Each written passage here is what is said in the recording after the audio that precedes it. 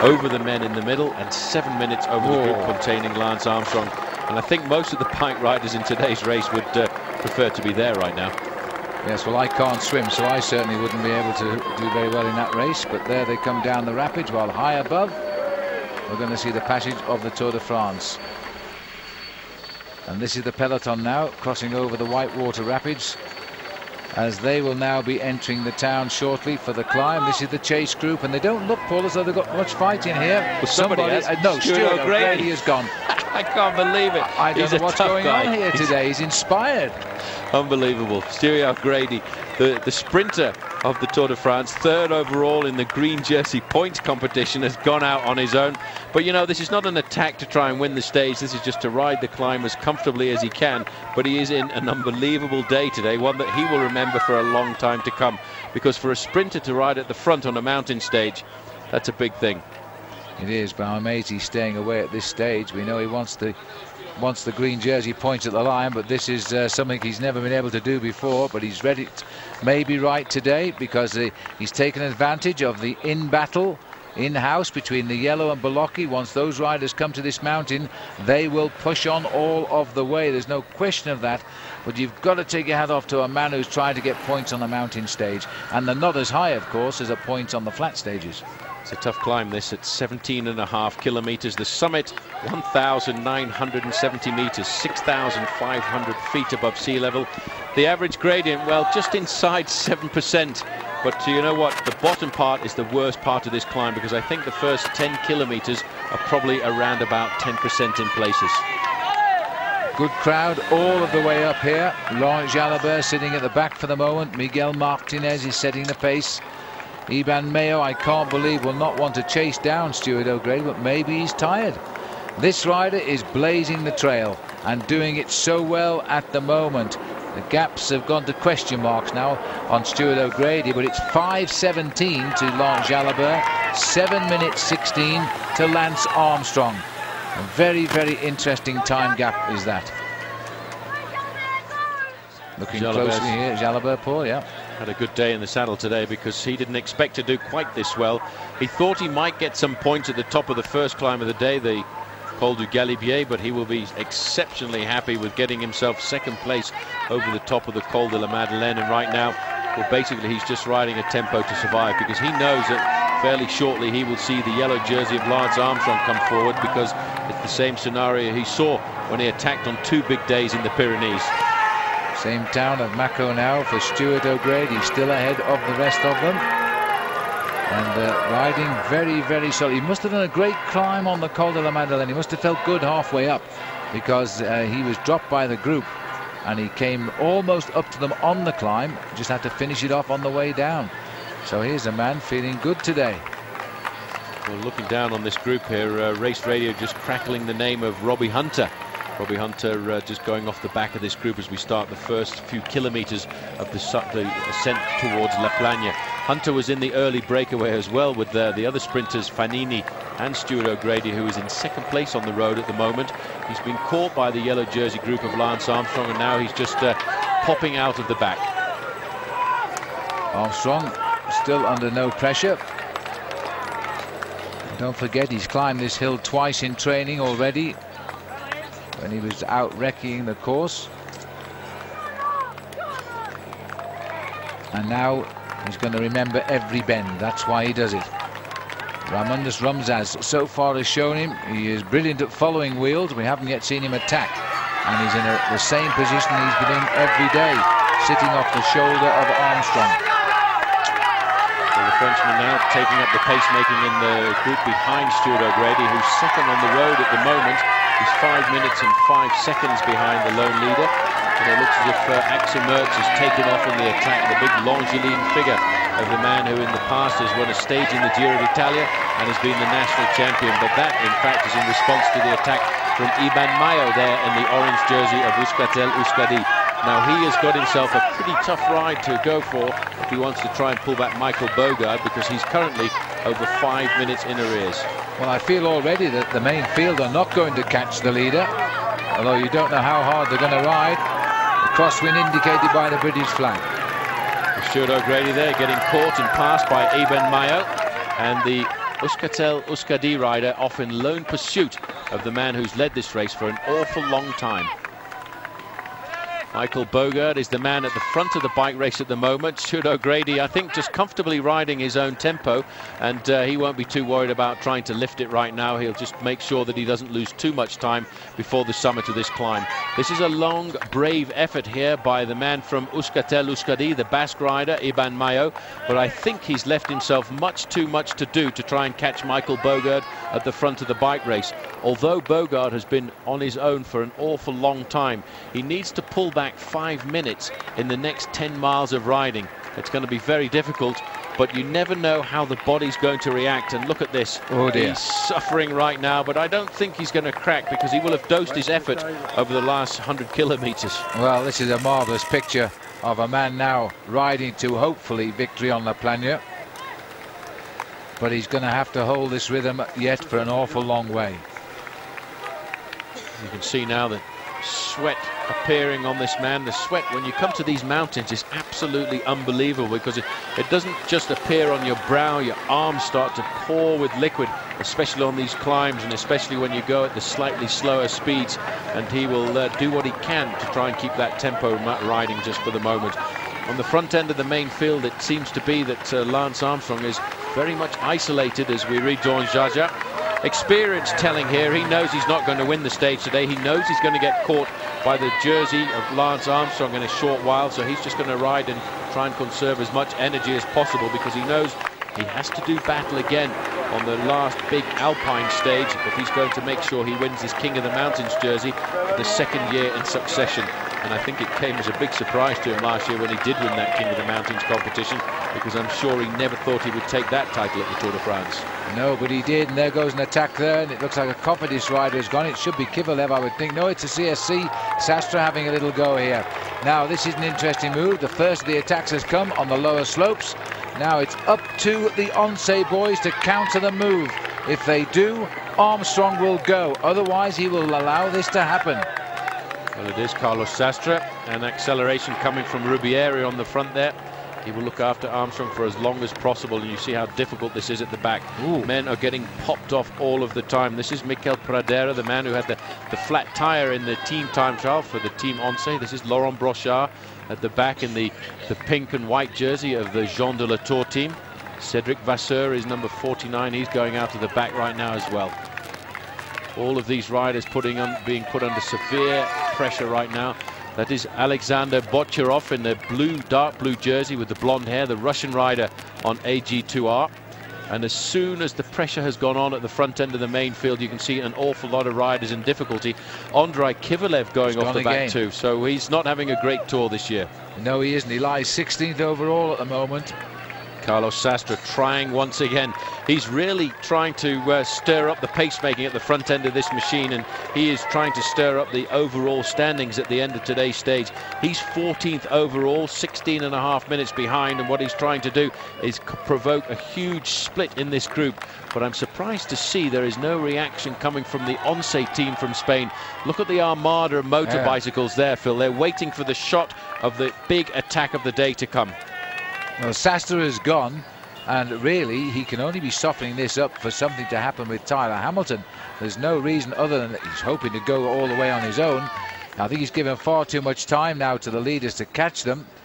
We're looking now at Dario Frigo cracking and dropping off the back as well now, as riders are beginning to find that these slopes of La Plagne really do bite. There we have Richard Veronk, struggled on the Madeleine, got back on the descent. I think now he's gone for the day.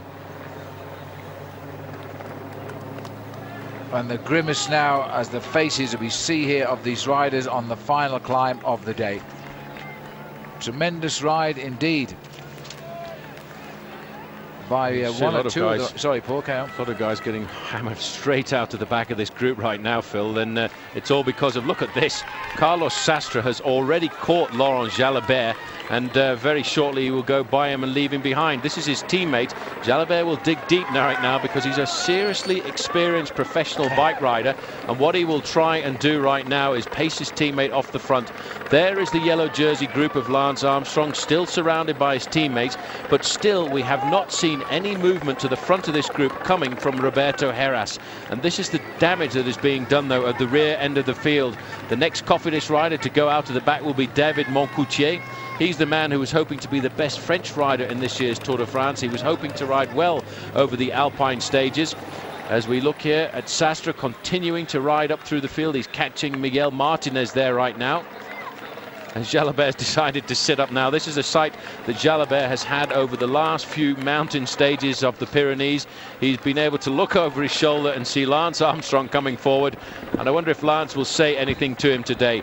Up on the shoulder there of Armstrong, Raimundas Rumsas is coming forward right now. Santiago Botero is in the group as well. And once again, the decanting process is starting to happen. All of the best bike riders are coming to the top right now.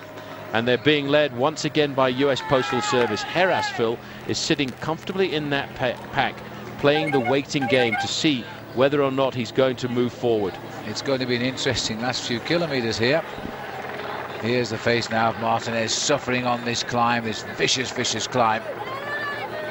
As he falls back now to the yellow jerseyed group. Still the pace being set here by US Postal. Rumsas still following the wheel of Armstrong. He finished right behind him on the climb of Les Deux Alpes yesterday. For him, it is his first Tour de France here.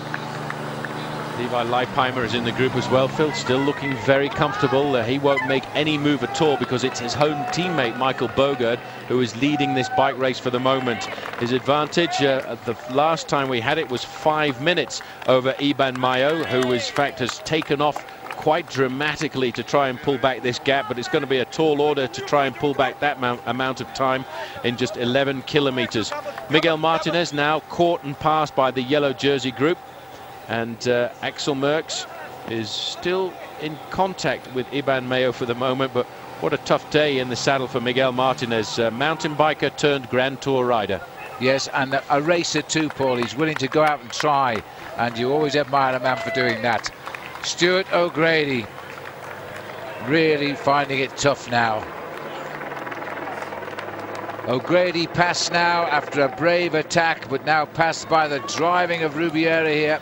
And Armstrong, Rumsas is there as the riders now begin to crack, because this is Igor González de Galdeano.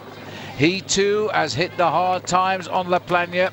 Don't forget he's 4th place overall. A chance perhaps for Levi Leipheimer to close time on him before the time trial. González de Galdeano 8:50, while Leipheimer is at 13:05. He could get a couple of minutes with luck here. Up to the leader now, as this is Carlos Sastre passing Axel Merckx, and he's absolutely flying up this mountain. Absolutely now that's flying. Turpin gone. He's caught Turpin. There can only be one man in front right now, and that will be Iban Mayo. He's just ticking out his own pace making here and riding a sensible pace, hoping to try and pull himself back to this man who is currently surviving with a 5-minute advantage. He looked across to the left there to see just how much further he had to go to the summit of this climb. Well, he still has to get to the 10-kilometer to go banner. He now, Phil, is ticking out a very good rhythm. He's not showing any signs of weakness at all, but all he can think about doing on today's stage is riding to the maximum of his ability right now and just hope that he doesn't hit the wall. But he has been eating well. He's been doing everything to absolute perfection. Well, Bogart knows that everybody is chasing him down, but this is a big effort here now by Iban Mayo, the rider who is trying to salvage something for the team. They've had not a lot to shout for. They've earned hardly any money in the Tour de France this year. Top payday for the moment for the teams is some $50,000 won by US Postal. But of course that shoots up and quadruples and more once you pay out the overall final classification. That's just one on the road, on stage prizes. But now this is Ludovic Turpin is going back now to the peloton, having been out there all of the time with that breakaway, but the steep slopes of La Plana has cracked the majority. Here comes Rubiera. Armstrong is there. His two main rivals are right behind him, and are they waiting or are they unable to do anything? There we are, Armstrong, Paul, still looking very, very cool, not under any pressure. Leipheimer is there and gaining ground because Igor González de Galdeano has lost contact. Well, the way he rides is absolutely superb. This is Axel Merckx. He was in the breakaway a long time on today's stage, going out at the back of the yellow jersey group of Lance Armstrong.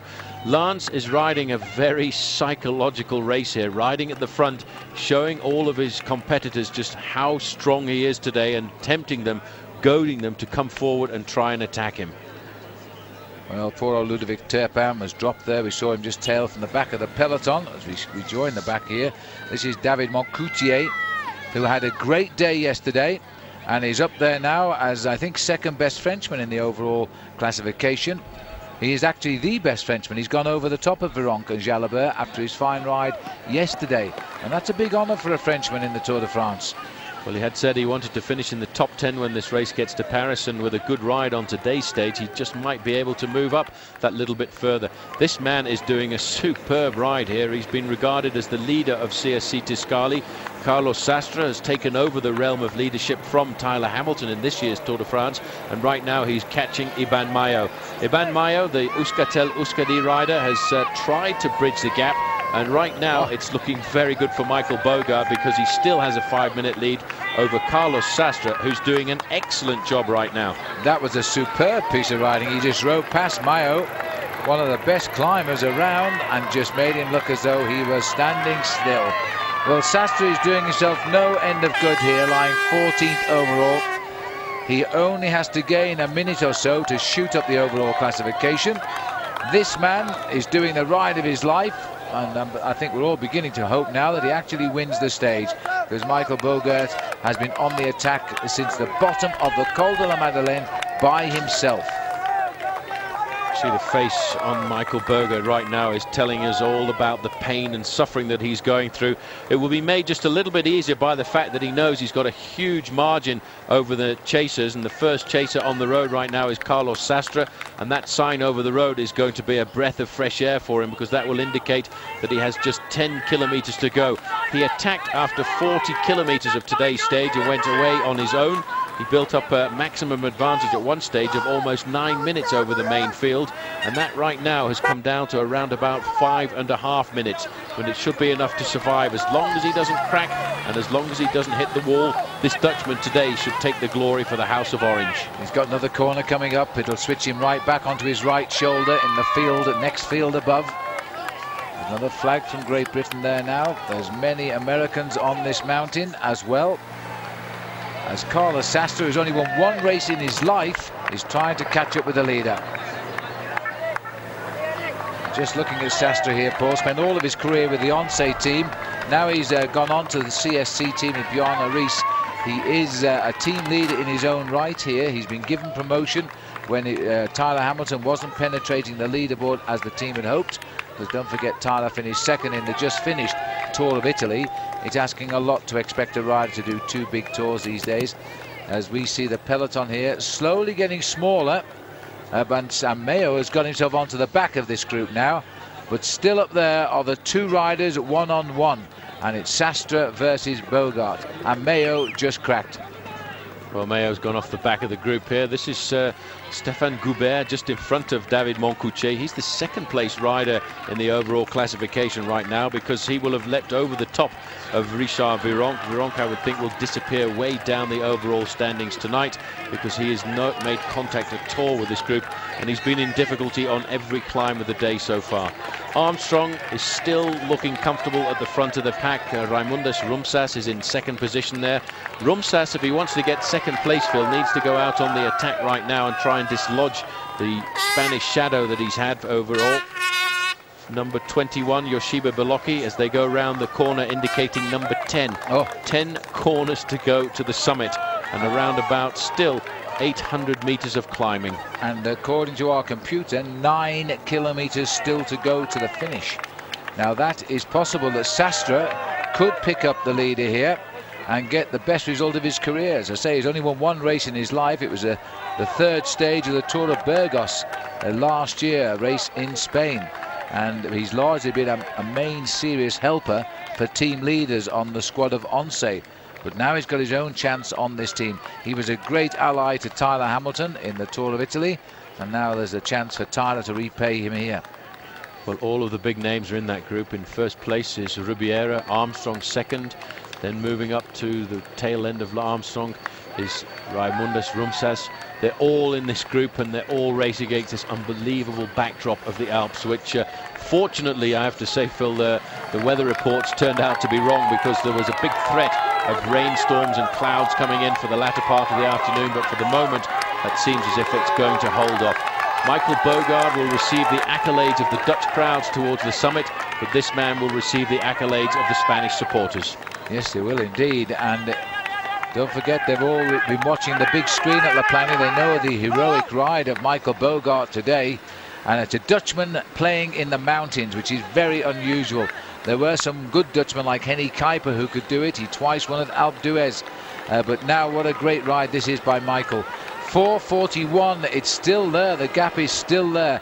Carlos Sastre has closed in no more than 20 seconds on Michael Bogaard. Well, Bogaard will have dosed his effort throughout the whole of his escapade this afternoon, knowing he had to keep something in reserve. Stefan Goubert there, number 207, he's about to crack and go off the back, but he's still pretty high in the overall standings. In fact, at the start of the day, he was 15th. And if he can stay fairly close to the heads of state here, he should keep himself well up in there in that position by the end of today's stage. But again, going to the front of this group, on the right-hand side, the white jersey there is Ivan Basso. Roberto Heras, Phil, still riding a very defensive race. Francisco Mancebo just at the back there as well, with Santiago Botero, the Colombian rider who gave all of Colombia a huge cheer yesterday by taking that victory, a victory that was followed very much like the performances of Jean-Paul Montoya in the Formula One races. Absolutely. 10 kilometers to go now for the chaser. So he's still over 1.3 kilometers behind Michael Bogaard, and that might be enough. But it looks as though he's into his rhythm here, and he's really got the master of La Plagne just for the moment at least. But behind, it looks as though David Moncoutier was preparing to be dropped as well. And I didn't like the proximity of Levi Leipheimer. He was about 3 from the back of that line. So let's hope he can hang on, because this man, if he gains 4 minutes over Leipheimer today, will move up over that rider. He'll be in the top 10 for Sastre, and it'll be just on the edge of the top 10 for Leipheimer. 10 kilometers to go for the peloton, so they're not that far behind, in fact, Sastre. Very select little group this is now. There's Moncoutier, he's still there at the moment, and the Benesto rider is Unai Osa, who is beginning to slip away. Osa's been in the early breakaway today on the Madeleine, so he's going steadily down through the pack. He'll just have to keep on his rhythm and hope. Botero's still here. He's a changed man after a couple of days in the Alps, isn't he? 15 minutes behind on Mont Ventoux. Won yesterday and is still here today. But to me, Paul, it's indicating that Beloki and Rumsas have not got the ability to raise the game. Well, they were looking a bit worried then when Roberto Heras started moving to the front of the group, and I think they were suspecting an attack was going to come from Roberto. In fact, he just moved up alongside Armstrong to have a chat to see how he was, and maybe asked permission to attack at this stage of the game. He wanted to know how Armstrong was. This man is just hoping to survive right now. He's just got to tick out the rhythm. He still looks fairly strong, but look at the sweat and the heat that is appearing on his brow right now from what has been a very long and painful escapade. Well, it's a fantastic ride. We're looking at the shadow of Sastre here. There he is. Now there's cars in front. I don't think he's closing in yet. We're still indicating 4 minutes 24 seconds behind the leader for Sastre. And Sastre is not that far ahead. He's just over 35 seconds in front of Heras, Ribiera, etc. And if Heras were to attack, he'd be on this rider in a matter of half a kilometre. There's only 30 seconds between him and the group of Lance Armstrong. Bogaard starting to suffer right now, but the encouragement coming alongside there, trying to just push this man. People realise the kind of pain he's had to put himself through for the whole of this afternoon, because many of the people at the side of the road have actually been following this on portable TVs, watching the live coverage of the performance of this man from Holland. 32 years of age, a former winner of the Amstel Gold Race, and last year 10th overall in the Tour de France. But what a great performance that would be for him if he could get his team their second win of this year's Tour after the early win by Karsten Kroon. It's certainly a fabulous piece of riding by Bogaard. Looking down now at the armada of motorcycles, all waiting to take the one photograph when one of these stars attacks from the front of this group for the morning's papers, and Armstrong has got everything under control. Behind him is Rumsas. He just hooks on like the best limpet in the business, and he doesn't move. He follows Armstrong wherever he rides. Now you get some idea of how fast they're climbing, because this man clearly could take part in the Olympic Games if he carries on running like that. Moncoutier surviving, the best Frenchman in this year's bike race. Ahead of him, Levi Leipheimer still looking very comfortable. Out of the saddle, his morale will be boosted today by the fact that they've got a super possibility of getting themselves a stage win at the end of the day with Michael Bogart. No attacks at all coming here for the moment, and interesting to see that Roberto Heras has just dropped back there into 4th or 5th position. He's had a very easy ride over the last few days in the mountains, and he really has said that most of the work has been done by the other riders in the team. He's just been kept in reserve just in case there's a problem. Well, that's how far we have to go. Arrivé, 7.37 kilometers and counting down for Michael Bogart. And this is a man now who will be delighted to see that 5-kilometer banner. The gradient stays the same, but I think already Heras has left it too late for any heroics from the bunch now, because I don't think it's possible for him to catch up with this man. Not at 4 minutes 50. Well, I haven't said that, Paul. It's come down to 4 minutes 50. And we're not at the 5-kilometer point. I've got a feeling that Sastre, although started off well, is beginning now to crack a little bit. This is his face here.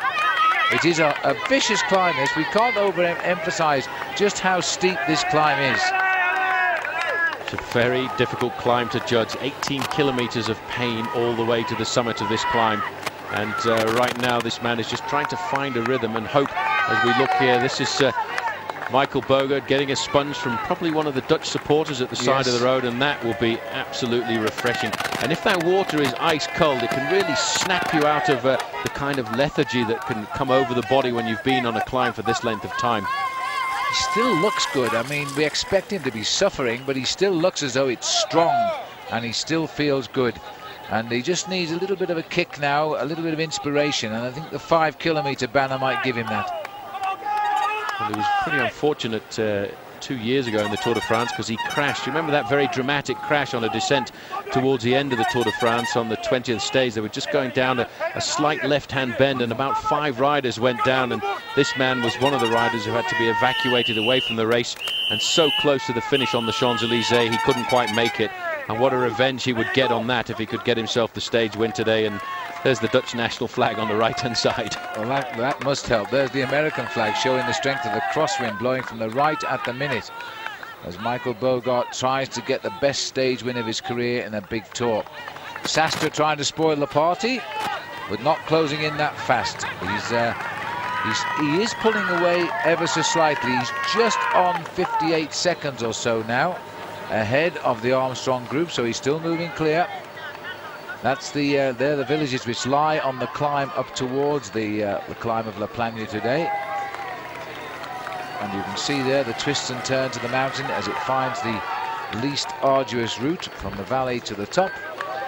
Well, the riders might not agree they've succeeded in that search right now, as here we see the same little group.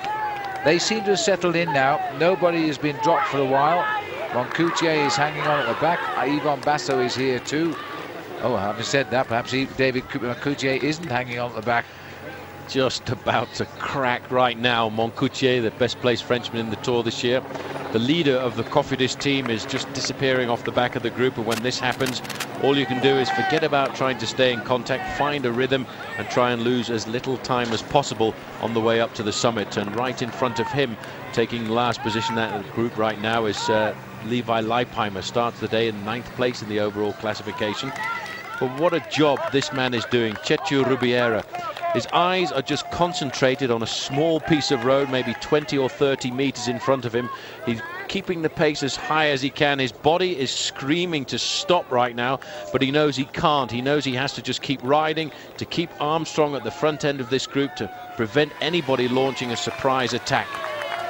Adje van Heuvelingen all of a sudden must be thinking there could be a great stage win in for the team here, as behind Levi Leipheimer is thinking of trying to get a good finish overall. This man is thinking no more than the win on the day. He was 10th in the Tour last year, crashed the year before that, and he's still looking for the 5 kilometers to go, which at the moment is just over a kilometer away. There's Richard Virenque's name written on the roof of the house here. Well, Richard today is by now a long way behind.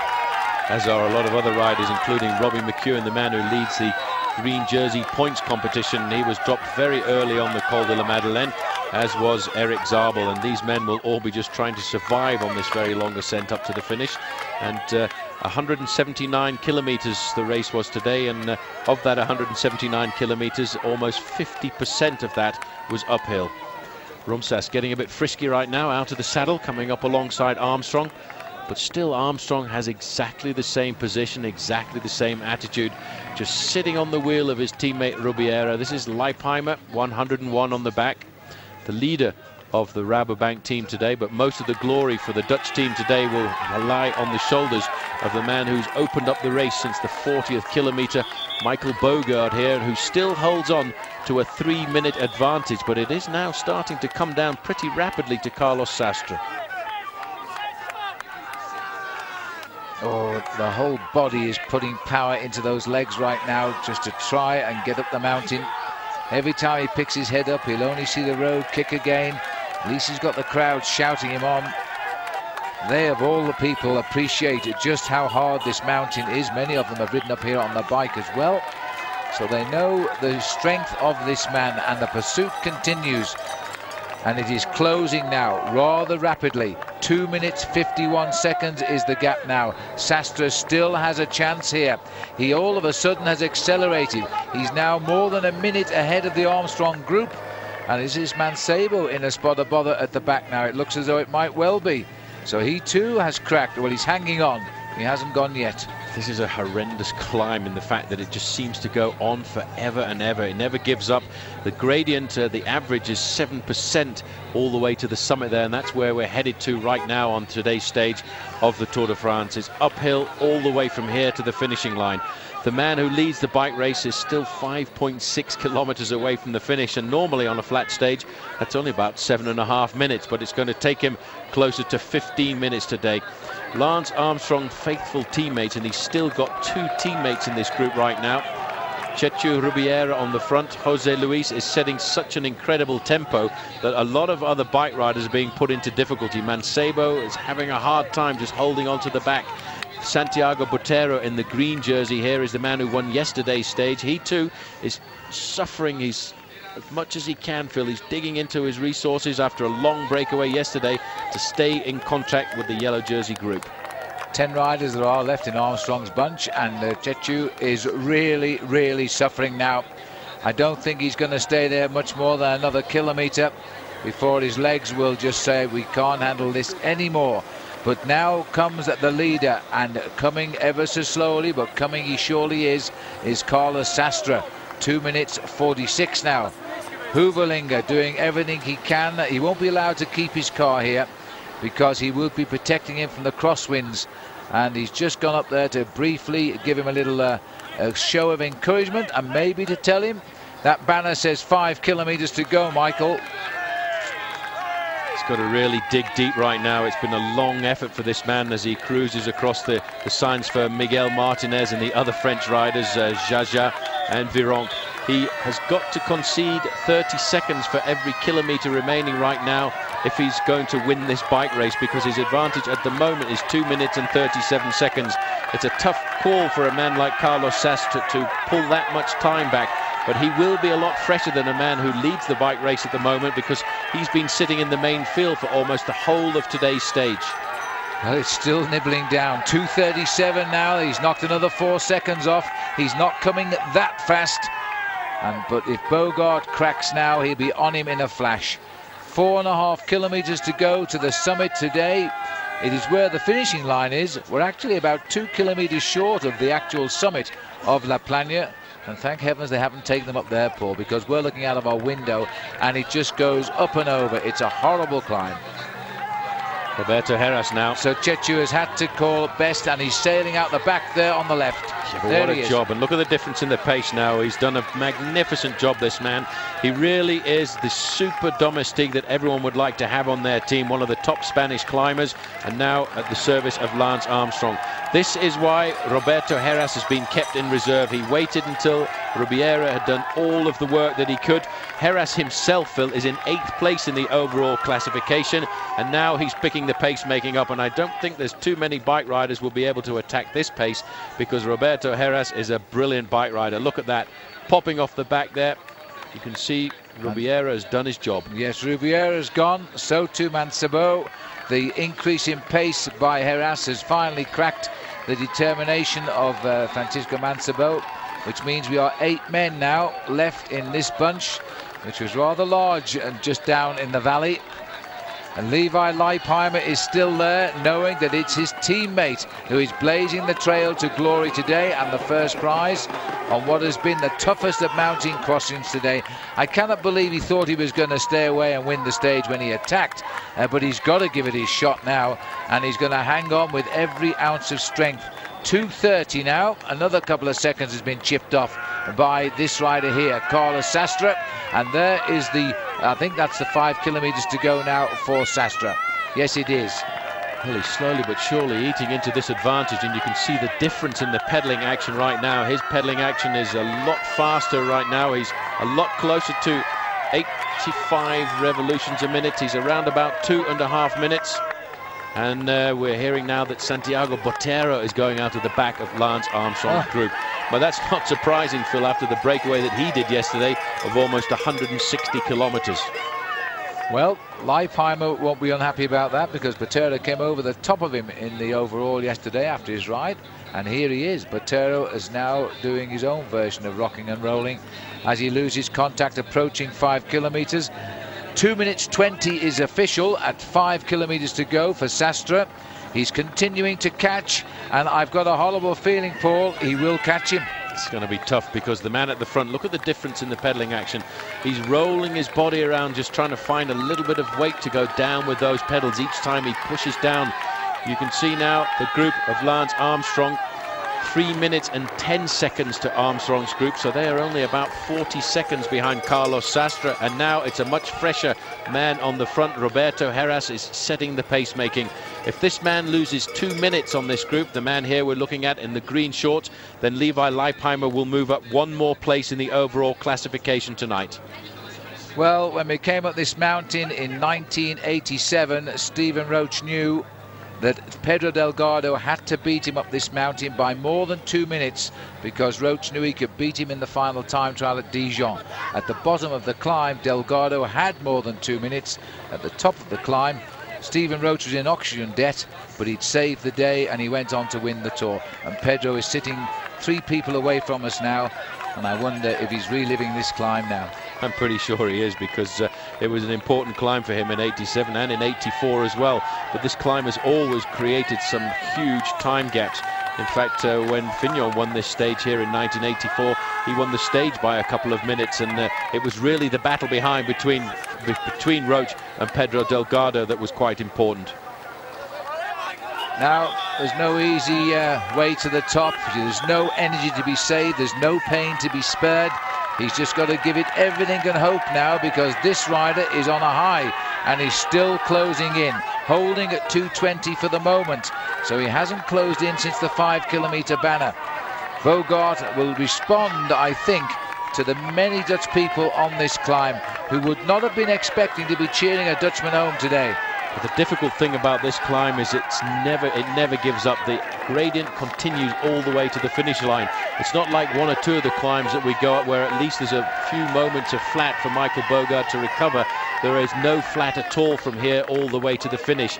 We're now looking at Carlos Sastre making his way under the 4 kilometer to go banner. He's slowly but surely pulling himself closer, but hopefully for Michael Bogart, he deserves to win. And if the gods of cycling are breathing on his neck today, hopefully it's a tailwind. He's pulled back 10 seconds in a kilometre as we go back to the bunch, and this is it move now. Well, it's up to Beloki and Rumsas. They're the men behind Armstrong. He's had enough. He's going for it, and he still has a chance of catching the leader. And there's no reaction. No reaction at all. Raimundus Rumsas was on the front of the group, and he wants to really bang home today the superiority that he's had in the Tour de France so far.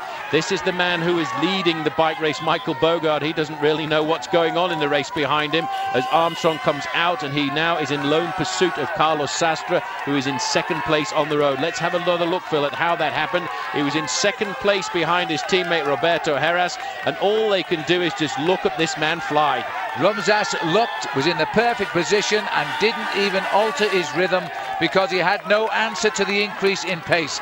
Now Armstrong has left himself enough time here to wipe out the two leaders, I think.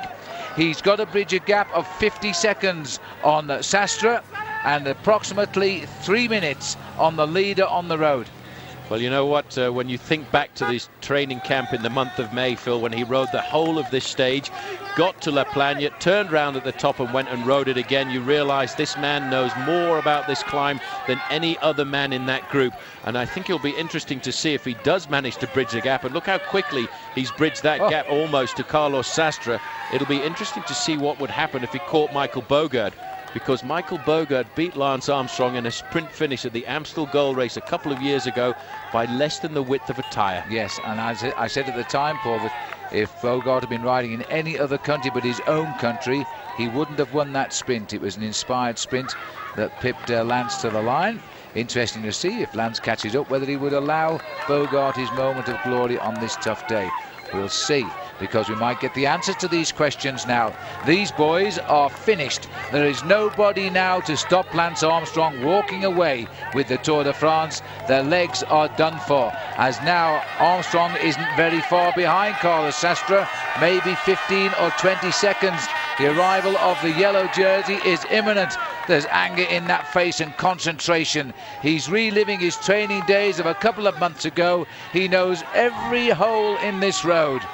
Well, on that occasion, he was in the saddle for 7.5 hours, and 4.5 of those hours, Phil, were at maximum effort, which is absolutely remarkable that a man can go out and actually train that hard. But that's exactly what Lance Armstrong does. He trains over the full distance of many of these courses, and right now, just around the corner in front of him there, he can almost see the shadow of Carlos Sastre. They are separated by absolutely nothing at all. And Sastre is exactly 2 minutes at 3 to go behind the leader on the road. Here he is, almost a kilometre ahead now, and that is all. Armstrong is closing in. This man is head bowed. He can't believe this hill just goes on and on and on. It never stops. The gradient exactly the same. Even past the finish line, they're going to have to catch the bike riders today, Phil, because it doesn't level out. It carries on up for another 2 kilometres to the summit of this climb here at La Plagne. It is quite remarkable. The cars in front, you can just see there the chaos. That is Carlos Sastre. He's not much more than 5 or 6 seconds ahead of Lance Armstrong. Here he is right now, his jersey wide open, trying to get as much cool air as he can into himself. And we can see here that the crowd are going absolutely ballistic, encouraging all of these riders. And these men here at the side of the road come from all over the world to see this bike race, and they're encouraging an incredible performance by Lance Armstrong. There at last, he has Carlos Sastre in his sights. 5 seconds a gap, that's all it is between these two. They are racing for second place on the day, but Lance Armstrong is just pulling away to a clear lead in the Tour de France, which will be over 5 minutes by the end of today. And there's still another big mountain stage to come tomorrow before the Alps are behind them. And I don't think there'll be any enthusiasm for these mountains tomorrow by anybody else in the Tour de France except the man in the yellow jersey. Except the man in the yellow jersey, who knows that over these mountains he's getting closer and closer to his 4th victory in the Tour de France. This is unbelievable. It's absolute concentration. He waits for the moment that he wants to stamp his authority all over this bike race. Once again, he's sat in the slipstream of his team, which really, I think, Phil, now has to be regarded as the best team in the world. He's made the contact with Carlos Sastre. He'll come up alongside him, just a glance across to look at him. 2 kilometres to go. There it is. Armstrong has joined Sastre. We'll get a time check shortly on Michael Bogard. and they are together. Sastre looks as though he still has something left in those legs as he zips up his jersey, takes the wheels of Armstrong with no further time check coming on that 2 kilometer check at the moment, but it must be around about a minute and 30 seconds.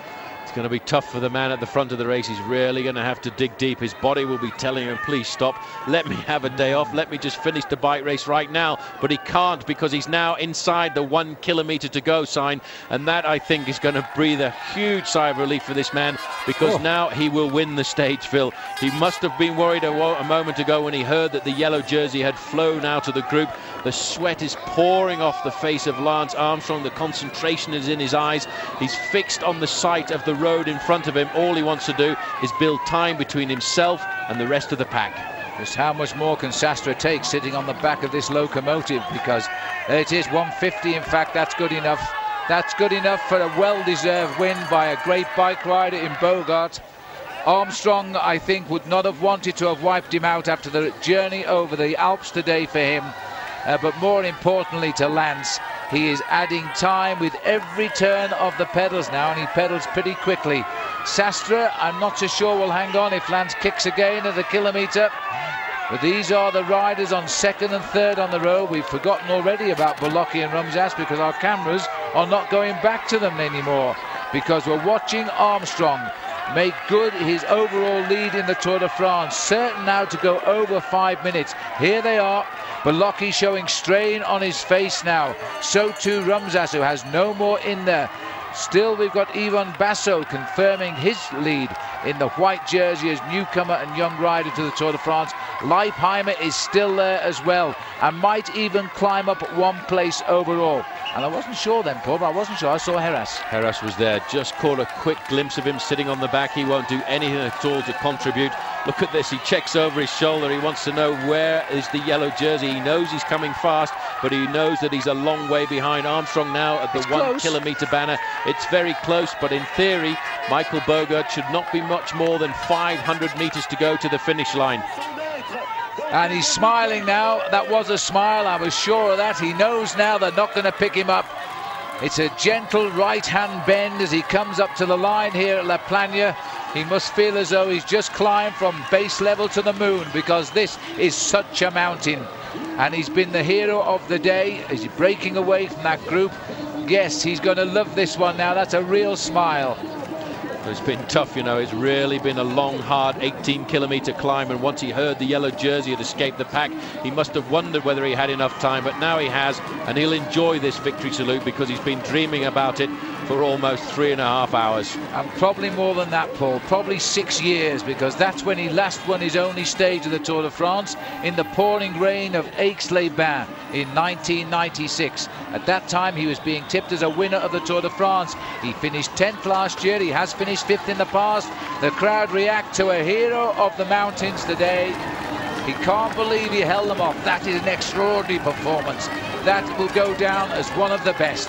Well done, Bogart.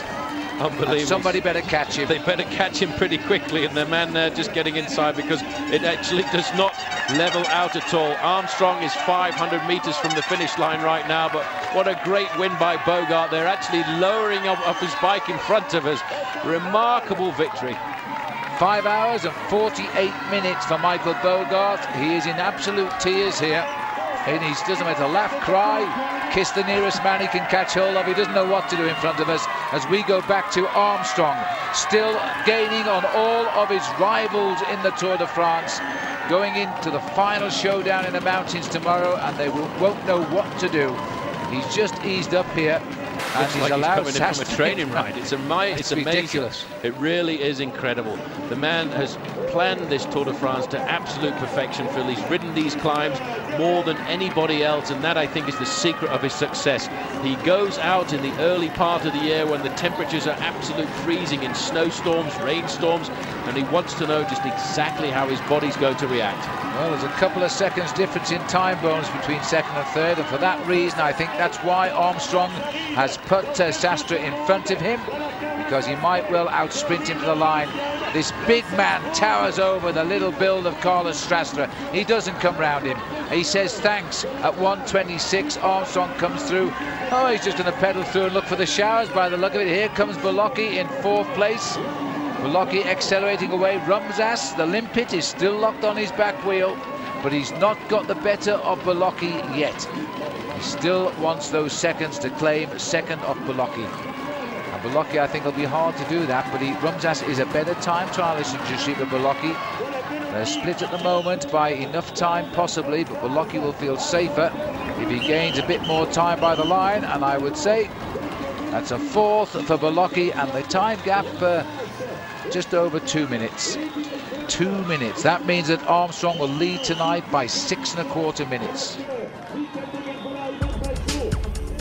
So there's the stage result. Bogert a worthy winner, Armstrong too magnanimous to take 2nd place off Sastre, and Beloki losing more time to the leader, and apparently concerned now mainly with marking the man behind him in the standings, Raimundas Rumsas.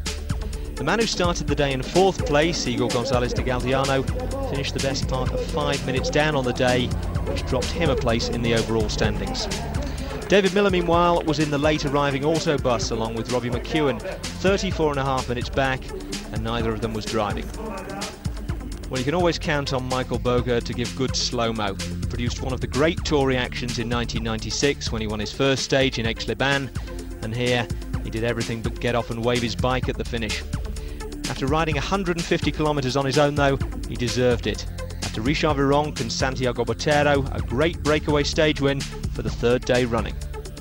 And that ride has Bogert up into 12th, at least for a day, while David Miller is now down to 69th, perhaps saving his legs for another stage win. At the top, though, Lance Armstrong's calculated stranglehold on the race continues to tighten. His lead over Joseba Beloki is now over 5 minutes.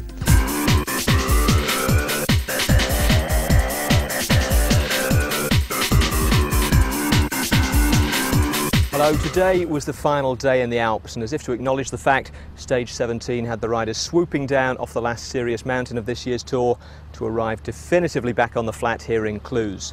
With 4 stages to go, there was still everything to race for, except the yellow jersey.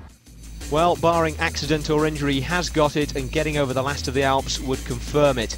Today's stage had 3 big uns, and as on every mountain stage this year, the weather was baking for the riders, beautiful for the helicopter shots. Stage 17 to Cluse, and the 3 leaders, Mario Herz, Dario Frigo and Giuseppe Guerini, are racing off the last big climb of this year's Tour towards the finish. The switchbacks of the Col de Colombière on the descent now. Frigo was dropped at the top, but he came back on the flat, and that's him in 2nd place. But again, Paul, Mario Herz is showing them, even if he is a Belgian, he knows how to go up and down mountains. But he's a good bike rider. He's been a winner of the Flèche Wallonne, which proves that you do know how to go up hills, a different kind of hill, albeit from the hills we've been over this afternoon. But he is a brilliant downhill bike rider. The 2 Italians here are absolutely panicking. Frigo having a hard time getting himself around the corners as quick as the Belgian. The Belgian former BMX rider is going round these corners at the moment without even touching his brakes. He's pushing the speed to 50-55 miles an hour around these corners, and you try and do it on a wheel as thin as that. As we're now looking at one of the groups caught in the middle, and they in fact regrouped somewhat on the descent here.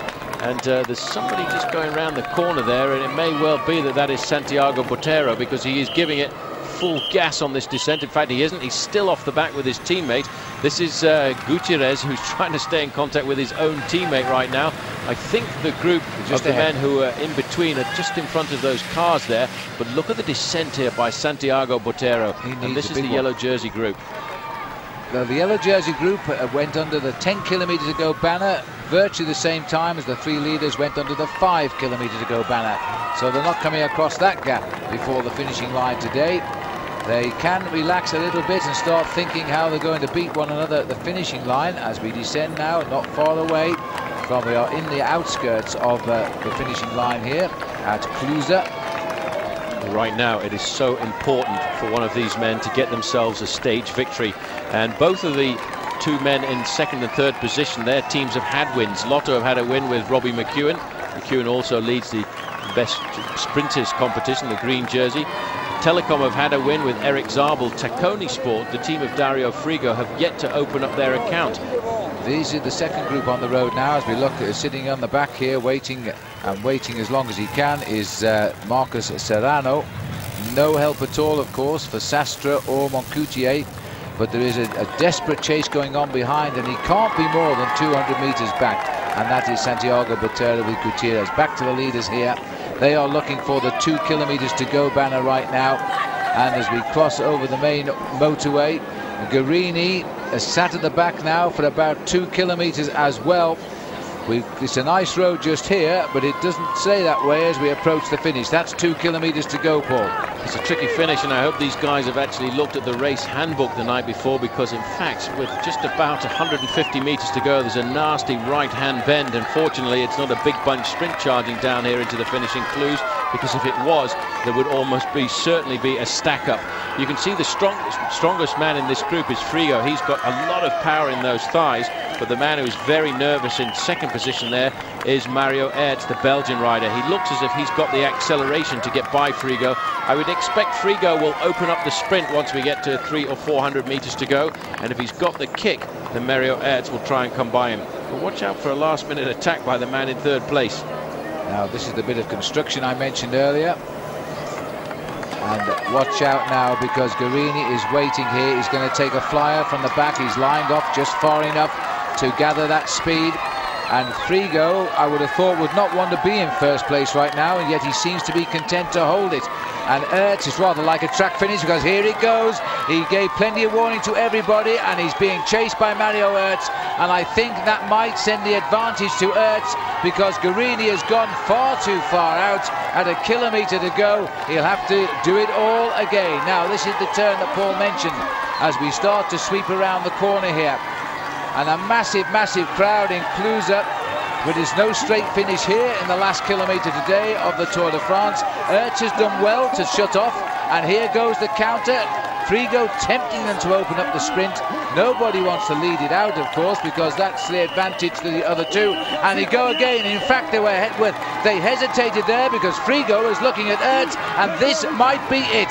Guerini, the man that last won on the top of Alpe d'Huez when Eric the photographer knocked him down inside of the finish. He's gone again. It's a desperate end, and Ertz is time trialing his way back up, and he's beat him, he's caught him, he's hooked up. This is a desperate finish for men who are not pure sprinters. 500 meters to go. This is so far has gone towards the advantage, I would say, of Dario Frigo, because Ertz has responded to both of the attacks by Guerini, and I think Guerini's lining himself up to do another one. Frigo needs to open up the sprint because he's a much stronger bike rider, but doesn't have the acceleration. Guerini fighting to stay in third position there, but Frigo, I tell you, Phil, looks very calm and very strong as we come into the final straight.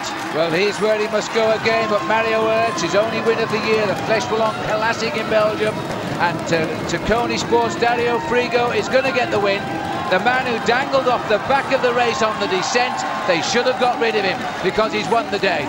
Well, you know, he really played into the hands of Telecom there. Telecom's Guerini attacked several times and forced Mario Ertz to come up and try and drag him back. And I think that long time trialing section he put in there to come onto the wheel of Telecom's Guerini really put the nail in the coffin for him. And that's when Frigo was just sitting there, calm as you like, waiting for the moment to pounce. A great win for him, opening up the account for Taconi Sport, getting themselves the first win. Botero is there, Phil, at 2 kilometers to go. He has made the contact with this group. What a brilliant descent. This man is moving up the overall standings tonight. Time may be on his side here, and that was his last big chance to push on. He did it on the Col de la Colombière. He will race all the way to the line. He's not looking for fourth place, and his teammates helping him here. They're looking to gain every second because he could well be in a fourth place situation. Well, a minute and a half is all he needs to move into fourth place in the overall classification. He won't get any help at all from the men in pink because it's their place, Jose Acevedo. He's in fourth place at the start of today, and a good ride by Botero. 1.5 minutes is all he needs, and he'll pop up into fourth place, and he should be able to keep that because he's also an excellent time trialist. And even Thor Hushovd has done well to rejoin this group on the descent now as we rush ahead with our camera to see who is up the road here, because somebody has slipped away from the field, and this might well be David Moncoutier who's gone clear in a big effort to go to the line. It is indeed Moncoutier. Remember, he too is best Frenchman in the Tour de France. He must have got away with a demon descent. brilliant ride by him. He's outfoxed everybody on that descent right there. All the information we got from the race was that he was still in that leading group of chasers with Santiago Botero. He slipped them on the descent, and right now he's time trialing to what should give him 4th place on the road. He's looking over his shoulder now, but he will be moving himself up towards a top 11 or 12th position by the end of today. A good move by this young man, and I think we can expect a lot more of him in years to come. The best Frenchman in this year's Tour de France, and he's proving that right now. He's had a wonderful day out. He's gaining time as well in the overall classification. He swings up towards the line now. Remember the winner today, Dario Frigo. The first victory for the Taconi Sport team, a team with only 5 riders left in the Tour. But this is time gains today for David Moncoutier. He's on the same team as Britain's David Miller. Their careers run in parallel, but it looks as though Moncoutier is developing that little bit better for the long-term climb in the overall classification. The field are right behind him. Botero still pushing at the front as Santiago Botero looks for more time to try and break into the top 4 as well overall. Well, in the Alps, Botero has been the only man with the legs or the cojones to attack Armstrong. He came in 11th, 2:58 behind the stage winner Dario Frigo, with poor old Mario Hertz second for the second time in 3 days.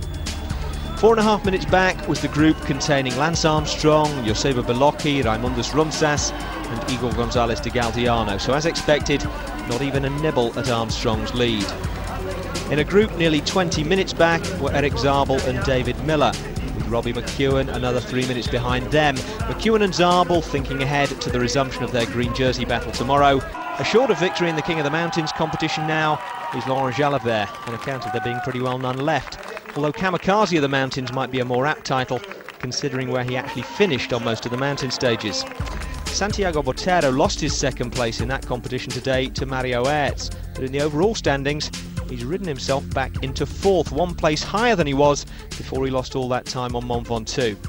Lance Armstrong keeps his lead exactly as it was this morning, and he'll no doubt have his eye on the final time trial himself as a way of signing off on his 4th Tour win.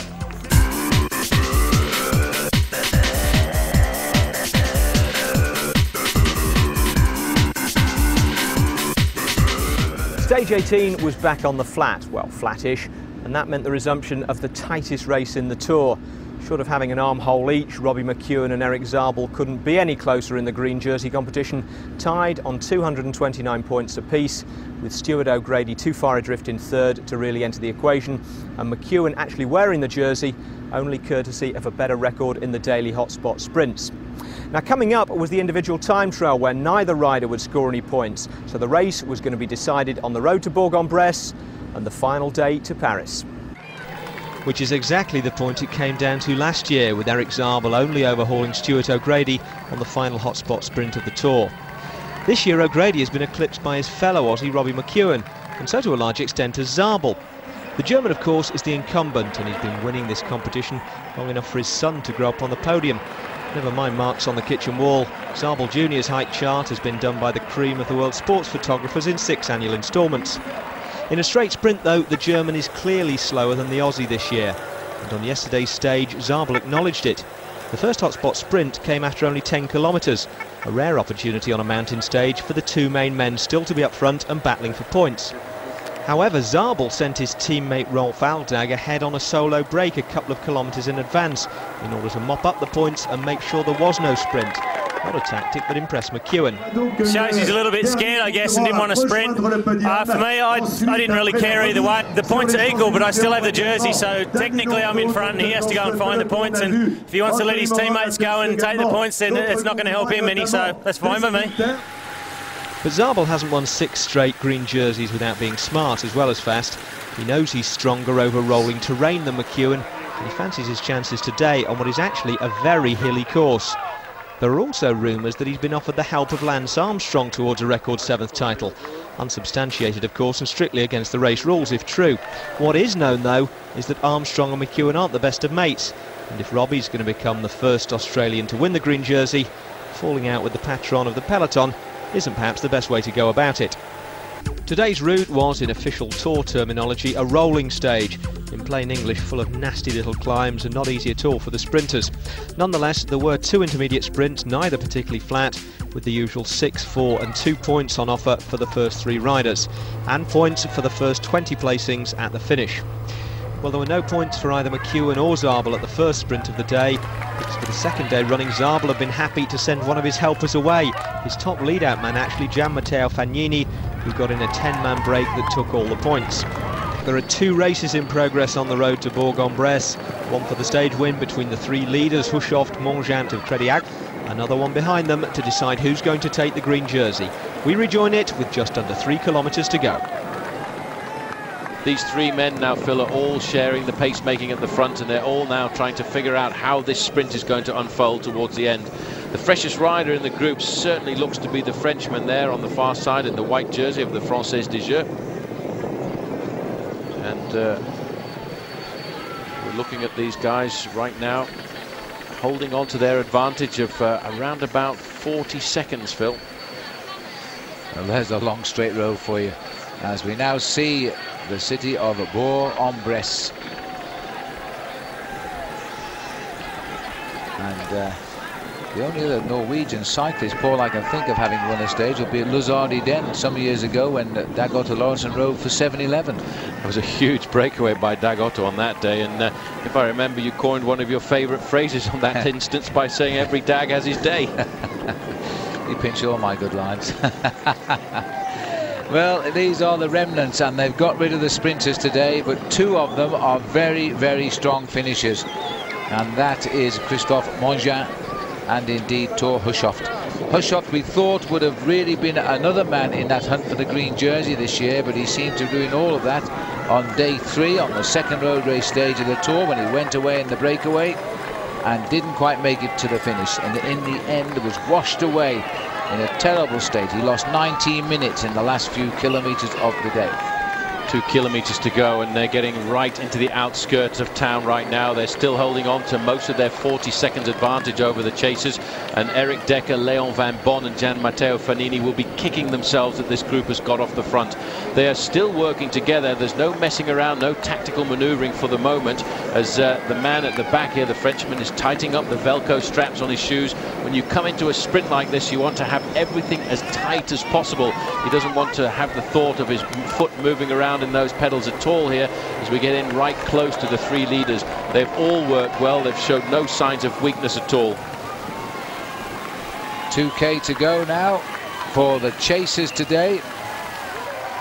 They're out of it. The winner will come from one of these 3. Hushovd, worst position, will be 3rd. He was 5th yesterday. He's had 2 wonderful days in the Tour de France, and he's only a young man with a great future in front of him. Christophe Moreau, riding his 7th Tour de France, never won a stage since 1997. And there's also Jakob Peel here too, and his experience in the Tour de France is this is his 2nd Tour, and last year he finished 117th. And Stuart O'Grady is going off the front of the peloton, looking for more green jersey points. Amazing. Inside the kite, 1 kilometre. 1 kilometre to go. Now, don't forget, the man in the green jersey won the sprint yesterday for 5th place. He was on a mountain stage, and he's not known as a mountain climber. The man on the front from France, he wants to try and get the win. He's in an ideal position right now, pushing the huge Norwegian into 1st place. We're going to get the tactics coming now, Phil. They're all over the road, and they've been away at the front of this bike race since kilometre number 2. And right now, the most important kilometre for them is this last one. Hushovd looks very confident, but he knows the Frenchman has got a very big kick.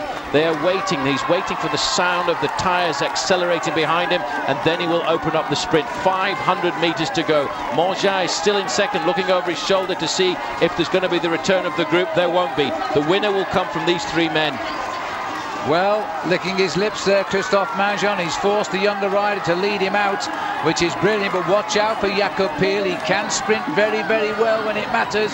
As they come off this bend, they're riding right against the barriers. That's sensible riding by Hushovd to force the attack through on his left. Oh, and Peel pulled his foot off the pedal. It's all over for him, as now this man goes for the line. Now, can Moreau come? Here comes the kick of Christophe Moreau now, but he's going to be given a run for his money. He's just going to nose ahead on the line, and I think, and he thinks so too, that Hushoff has won the stage. That was an absolutely fabulous sprint. That was close. It was so close. Montjean was coming slowly but surely, but the man from Crédit Agricole is a huge monster when it comes to sprinting. Poor old Jakob Pijl, Phil, he pulled his foot out in the final sprint here as the next group comes in, and it should be led home quite easily by Leon van Von, because he's the top man. Jorg Jaks will get 5th place, and there and back in 6th position will be Nicky Sorensen. So they're all in, and poor old Jakob Pijl there, Fanini cleaning up from the rest of them here, but he was not at top form when it came down to the last sprint there. Well, it's been a few years since we've seen that situation of pulling a foot off the pedal, but when it happens, it usually costs you dearly. It reminded me of Bob Roll doing the same thing in the Tour of Britain in Cardiff a few years ago when he would have won the stage there. Well, I hope the interview after the finish is not quite the same as Bob Roll's interview was on that occasion, because most of it was unprintable. That's quite true, it was. That's why I sent you, Paul. I didn't understand the French language he was using. Well, there's the sprint. Now let's see if we can see it here. Well, it's quite clear from that angle, isn't it? He's won it by a quarter of a wheel. Absolutely, no problem at all. That's the first victory as well for Crédit Agricole, and now making themselves one of the teams from France who've got themselves a stage victory out of this Tour de France. But what a way to win. He led out, and Montjean could do nothing at all but just come up alongside him. But still charging into town right now. It's still the blue train of Lance Armstrong on the front, setting the pacemaking. And there's a few of the sprinters starting to come forward right now, Phil, to get themselves into position for this very important sprint for 11th place. And it's not very often in cycling that you have to sprint for 11th place, but two men do today. Robbie McEwen and Eric Zabel have to fight it out, even for the minor places. The peloton currently split on both sides of the carriageway here. They still have the lead at the front with the boys in blue. Now, Stuart O'Grady is still just off the front of this bunch. It'll be interesting now, Paul, to see whether the rumour that abounds that Telecom and the US Postal have formed a combine in favour of Eric Zabel and against Robbie McEwen. And let's see if we can see any evidence of that now, because Robbie McEwen himself is now saying that he doesn't think that is so. Well, I don't think it is. I think it's just one of those things. Robbie probably said something in the heat of the moment at the end of one of the stages, and it got blown up out of all proportions by some members of the press. Right now, it's the same scenario that we've seen for many, many days with the US Postal Service on the front. But shortly, I'm sure we must see the teams of the sprinters coming forward. There's Rolf Aldag on the far side. Danilo Hondo in the white jersey of the champion of Germany. He's coming up. There's Robbie McEwen's green jersey. He has a teammate up alongside him, and here coming to spoil the party on the right, on the left-hand side is Ludo Dirksens. Ludo Dirksens, the big man there in the pink jersey, the teammate of Raimundus Rumsas. Still in control of the peloton at 900 metres is US Postal. Danilo Hondo priming himself up here to lead Eric Zabel to the Hope Green jersey. Watch out on the far right for Robbie McEwen. He looks so cool there as he sits on the back wheel of Zabel. He's waiting for Zabel to make the move now. We go back 3 weeks when Zabel used to complain that Robbie McEwen always follows wheel. I think we had a crash there. It looked like something. Maybe we didn't. As we come into the home straight now. Now Hondo has got the lead. Now the big lead out coming from Ralph Aldag. This could be a lead out for Zabel, but McEwen is 2 riders back here. Jan Verrader is butting in for the first time. He's the 3rd wheel now. And 4th is Zabel. 5th is McEwen as we come into the straight now. The big effort, the big lead out. It still looks as though McEwen has a good position. Now he's going on the left of the road.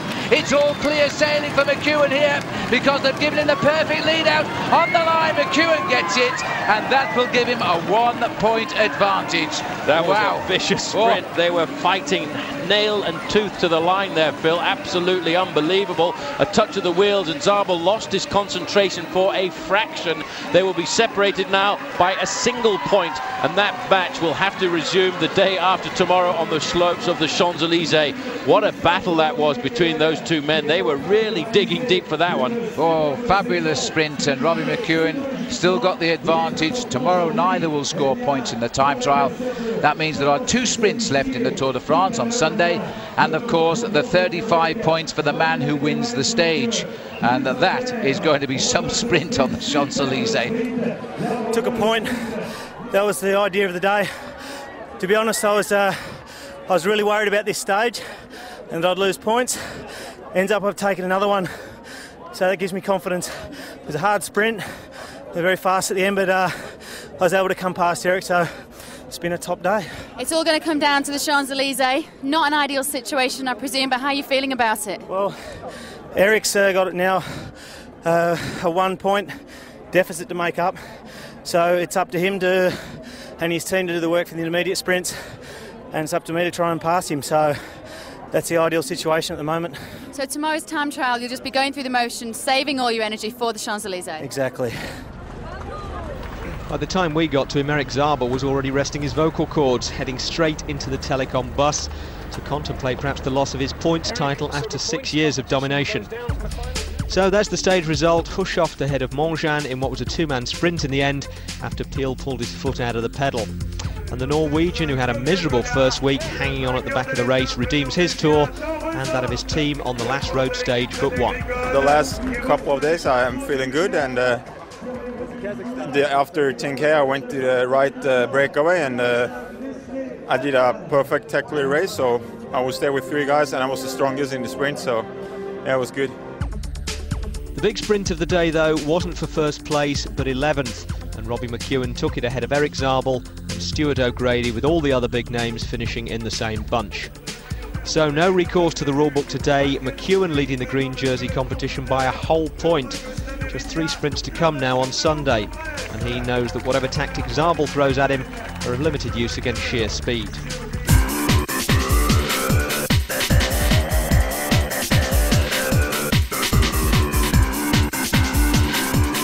Now, Armstrong isn't the kind of champion who's happy to take a lead, mark his rivals and make it to Paris with the minimum of fuss.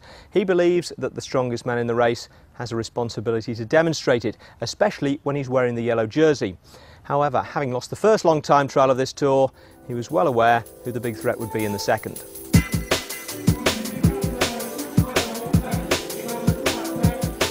Well, this is the time everybody's waiting to see now. Botero has been heading up the checks there. Armstrong coming through them slightly slower.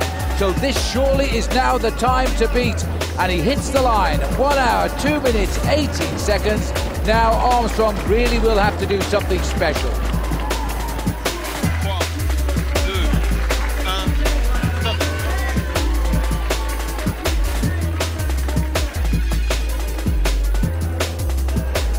He is not going to win the time trial. Santiago Botero has got a great scalp here.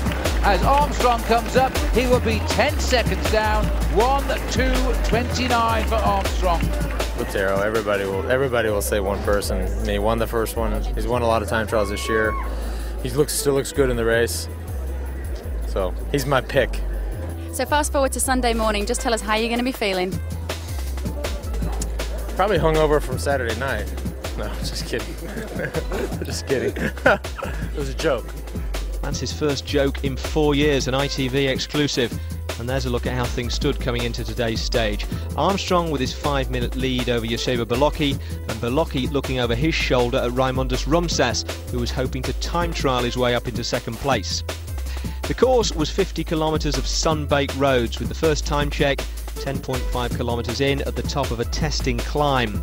The start, as ever, was in reverse order of the overall standings, so David Miller went off early in the ferocious afternoon heat, setting the best times at all the checks. David Miller now into the straight here. There you can see the time of Belovosic's best time in the house. This is going to annihilate that time as David Miller drives on now. He's lost just a fraction perhaps over the last 4 kilometres, but there we are, 1 hour, 5 minutes, 4 seconds. Miller, best time. Well, there you can see the power coming out of the legs of David Miller. It's a very hot day here in Macon, and this is a very hot pace by the Scotsman, and he's got the best time. An excellent ride from David, and at the finish he was clearly paying for it. He did manage a few words though. David, you're leading at the moment. Do you think that time's going to last? Probably not, but I'd like to do top 5. If that leaves me in top 5, I'll be really happy. Well, not long afterwards, he was down to second as the Hungarian Laszlo Bedrogi came in 8 seconds faster. But as the afternoon wore on and Lance Armstrong worked up a sweat of epic proportions warming up in the shade, Bedrogi's and Miller's times were standing up well. With just the top 4 to go, they still held first and second place, ahead of Sergei Honchar, Avis Belovosciks and Victor Hugo Peña. So as we pick it up, just the top 4 men left in the Tour de France have to start. Botero, Rumsas, Beloki and Armstrong. Well, we're looking at this face now as Santiago Botero, a man that lost 15 minutes on the mountains of Ventoux, somehow bounced back and now is challenging for a podium place in Paris. That's a terrific performance so far. Now, can he make Colombia completely happy and get the time that will take him into 3rd place? Here's Andrei Kivilev, first time we've seen him. He finished 4th in the Tour de France last year. And here he comes right in now. David Miller is the man at still the best time at 33 kilometres. Kivilev, look at that, 73rd place. He's having a tough old time. Raimundas Rumsas aiming now to become the first Lithuanian to get a place in Paris. A good start for him, very quickly up to the tempo required to keep the speed, an average of 46 kilometers an hour to take out victory here if he can. On the finish line, it's still Bodrogi first, Miller and then Honchar, but I think those times may well change towards the end. The most important part of this course is dosing your effort over the first 10.5 kilometers, because of the first 10.5 kilometers, 8 of them are uphill. Ivan Basso has come through with a very rapid time, and I think we may well see Basso climbing up into the top 10. And after he crashed out of the Tour last year, this is a superb revenge for this man, who will also take out the title of the best young rider, the white jersey competition, which is an exceptionally prestigious title to take. Armstrong is underway, a very important day for Lance. Yes, he's going to win the Tour de France, but I think right now he wants to go out with an even bigger flagpole, and that's to win this as well. Well, he was very hot there. We saw him warming up. He's been warming up for most of the morning. He will have already ridden most of this stage this morning to have a look at the course, to remind himself of the time trial route. He's ridden it several times during the course of his preparation for the Tour de France, but this morning he would want to know just exactly how the wind was, how the wind direction was. And then up until the very last moment, Phil, we saw him on his home trainer, getting his heart rate up, getting the body temperature up, ready to start as fast as possible. As we get our first chance to look now at Raimundas Rumsas, and his time at 10.5 kilometres will be special, I'm sure. Well, he's on the hardest part of the course right now, winding his way up through the vineyards to this mountain, which is a huge climb for these riders in an individual time trial. It peaks out at 635 metres, which is just around about 2,000 feet. And that's a tall order for anybody, Phil, after a long bike race around the country of France. And this is the final showdown for many of these men.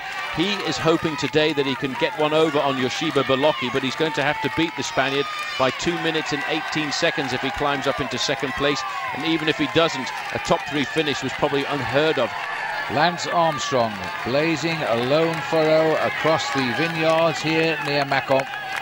The undulations, this is a tough one. It's a hard time trial. It might favour the men who are coming out strongest in this race, and certainly Armstrong is one of those. Look at this crowd here now as he changes direction. Even the police there applauding the maillot jaune of the Tour de France and holding the left of the road, taking the shortest way possible.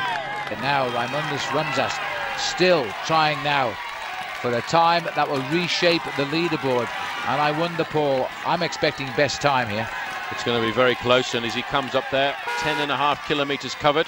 17 minutes and 11 seconds. He has the best time here. Now that will set the trend, and that is the target now for Beloki and Armstrong to shoot at. This is the man we all expected to see as the big favourite for the time trial today, Santiago Botero. He went through the first time check with it one of the top times, but he's slowly but surely being surpassed there by men like González de Galdeano, Sergei Honchar, Armstrong, and of course the big surprise, I think, to everybody is the name at the top of the board here, Raimundas Rumsas. This is an unbelievable crowd here at the summit of this mountain, and I don't think anybody has jeered Lance Armstrong. It's a complete accolade from France for the man in the yellow jersey. They recognise the maillot jaune of the Tour de France as they cheer and shout him on. Just look at this Mexican wave right before him. Absolutely incredible atmosphere for Lance. The helicopter ahead waiting for him as the check approaches, and he's gone through that check and he's gone through in 2nd place, 17 seconds behind Rumsas. There it is. Armstrong just off the pace, but a slower start, Paul, because the course is hard here, might mean a stronger finish today. as we go down to the finish to see the arrival of Ivan Basso. Basso, who will take that white jersey to Paris tomorrow now, and Ivan Basso coming in with a time which will keep him there, and time will only tell us if he's actually moved up from 11th to 10th overall. This is Beloki, not made a good start at all, and if he keeps descending at the same speed as he is now, he could well see his second place overall passing to Rumsas.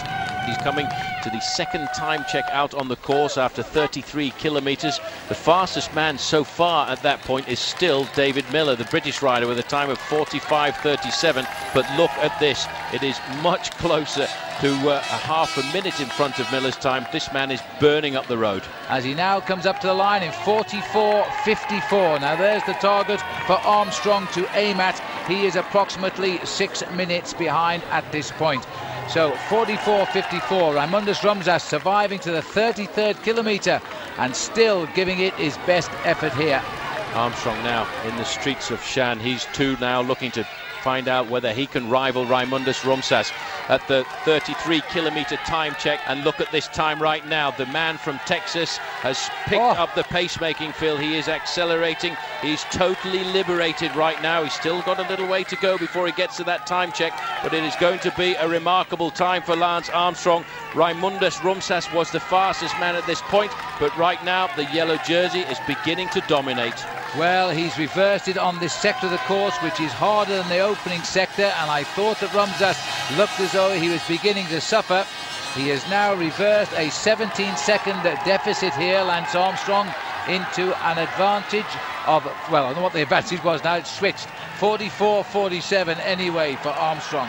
It's a 7-second advantage. He really has turned the books. He started off economically. He lost 17 seconds at the first time check, but he's now gone through with the fastest time, the time of 44 minutes and 47 seconds, 7 seconds faster than Raimundus Rumsas.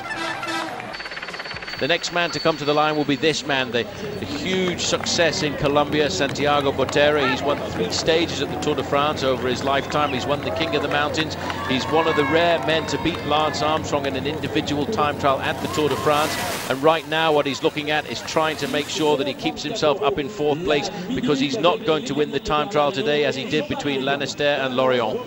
No, the same style is there as we saw in Luxembourg in the prologue and as we saw in Lorient in Brittany. But the reward will not be there today, but it'll keep him in a fine finish when he dropped away from the leaderboard on Mont Ventoux, fought his way back in the Alps after Mont Ventoux, and now confirms his high finish with this ride today. He should nicely finish in 4th place and continue his progress as a newcomer, comparative newcomer, into the Tour de France. Former King of the Mountains in the Tour de France, Santiago Botero. Beloki has gone through in 6th place, a minute 22 off at 44.5 kilometres covered. As we watch Botero finish, another man who's coming in here with a time very close to his represented overall position. 6th place at the moment, can't be worse than 8th now, 9th, 1:06.01 for Botero. Well, that's a good ride by him. Not as good as it was between Lannister and Lorient, but he will be satisfied with that. He'll come out of the Tour de France, Phil, with a 4th place finish overall and 2 stage wins to boot. Joseba Beloki conceding 1 minute and 22 seconds to Raimundus Rumsas means that for the moment he is still in 2nd place overall, and I think he will keep that because he's only 6 kilometres to go to the finishing line right now. So at the moment, the overall classification is still Armstrong ahead of Beloki, ahead of Raimundus Rumsas, but it is going to be very close, and there's no problem at all for Santiago Botero because he will run out 4th place overall. It is amazing, but with 56 seconds to his favour, Beloki will not lose that surely as they approach the line. But now Armstrong is through, new best time, 57 minutes 01. 34 seconds quicker than Rumsas. Armstrong will win the time trial. He's turning on the gas right now. He's opening up all the throttles and the afterburners over the last few kilometres. 57 minutes and 1 second is 34 seconds faster than Raimundus Rumsas. But Rumsas now is in the finishing straight. He's digging very deep. He's done an absolutely superb time trial. What will be important for him, though, Phil, is not his time on the line right now, because he's not going to win the time trial. The time between himself and Joseba Beloki is what is important. And Raimundas Rumsas will rue the day he allowed Beloki to spring clear of him on those hilltop finishes and gain a handful of seconds, because it's cost him second place in the Tour de France. He comes home currently to a cheer, and he gets the best time, but wait for the arrival of Armstrong.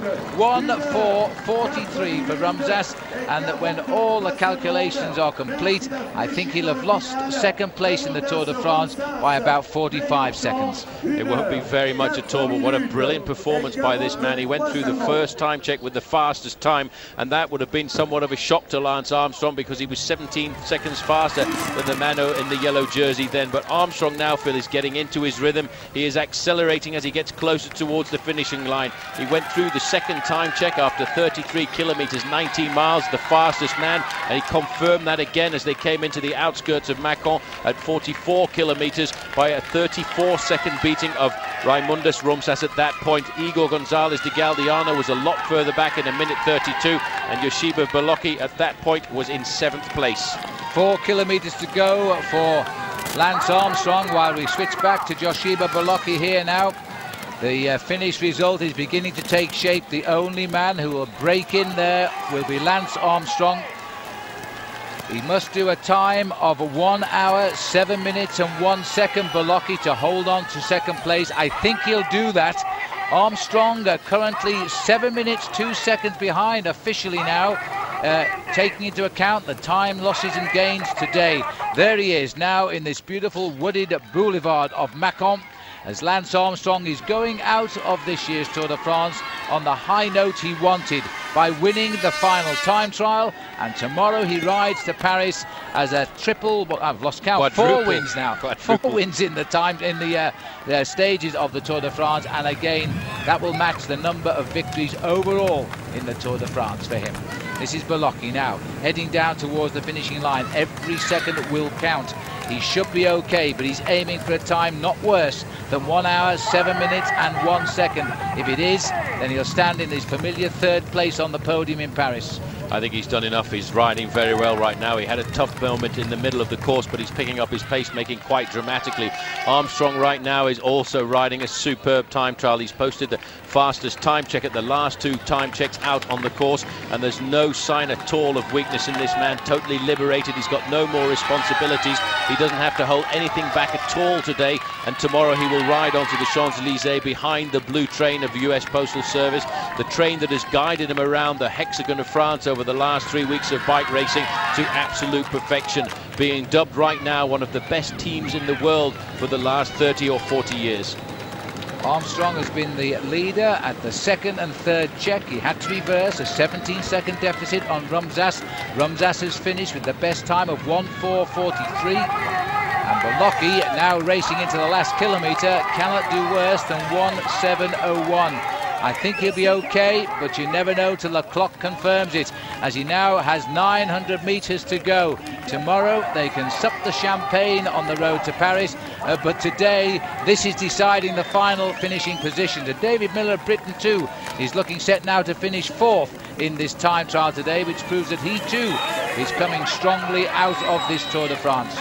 Well, he's had a hard day through the mountains. He has recovered and he has lost an awful lot of his time trialing ability, because to finish well inside the top 5 on a day like this, when men are doing battle for the overall placings at the end of 3 weeks of racing, Miller has come up with a fine performance. 500 metres to go for Beloki right now. The time on the clock on the finish line is just 1 hour, 5 minutes and 30 seconds, so there will be no problem at all for this man. He started the day 2 minutes 18 seconds ahead of Raimundas Rumsas. He's conserved enough of that, Phil, to finish 2nd overall.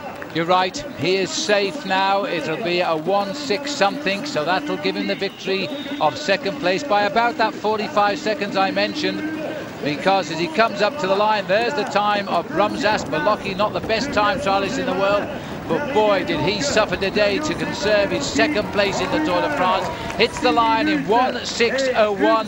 He saved it by a minute. Well, that was a brilliant ride by him. He really must have dug deep to stay there and keep himself in 2nd position. It was a position he wanted to keep, but right now we're waiting for just one man out on the road. The time to beat is 1:04:43 of Raimundas Rumsas. Armstrong is not far away right now, and I tell you one thing, this crowd is going to give him a huge ovation position. He's in the corner now, Phil. This is an unbelievable ride. The clock says 1:03:31, and listen to the crowd bring the American champion home. Well, I'll tell you, this man another 2 kilometres would have caught Beloki for 3 minutes as Armstrong now comes in. Beloki's 1:06:01 and Armstrong just over 2 minutes quicker than him as he races to the line to the victory. 1:03:50. There's no argument who the champion is of the Tour de France for the 4th year in succession. Well, Phil, look at that average speed as well, 47 kilometres an hour over a very difficult terrain. Armstrong really dug deep for that when he wanted to do that for the pride of the yellow jersey. Unbelievable over the last few kilometres. What a magnificent sight. The man in the yellow jersey, resplendent on the last day, totally liberated to ride this final time trial as hard as he wanted to. And he got what he wanted, the final win in the final time trial of the Tour de France today. So Lance Armstrong, with a time of 1 hour, 3 minutes and 50 seconds, has won his 8th time trial in a Tour de France, and this has confirmed him once again as the man who is the champion of the Tour. Anyway, there are no reruns for equipment failure, so Rumsas was an excellent second to Armstrong's superlative first. David Miller realised his ambition of a top 5 finish, 4th ahead of Igor González de Galdeano. Joseba Beloki was 11th, which left the overall standings looking like this. Armstrong's lead on Beloki now up over 7 minutes, and Beloki's over Rumsas exactly 1 minute. González de Galdeano's 5th place finish today moved him up 1 to the same place overall. David Miller's excellent ride shuffled him up a few spots to 68th. Traditionally, no attacks on the yellow jersey tomorrow, so barring a crash, those standings will stay exactly as they are. And after 3,133 kilometres of sweat and hard work, Lance Armstrong can relax for the remaining 144 and enjoy the fruits of it.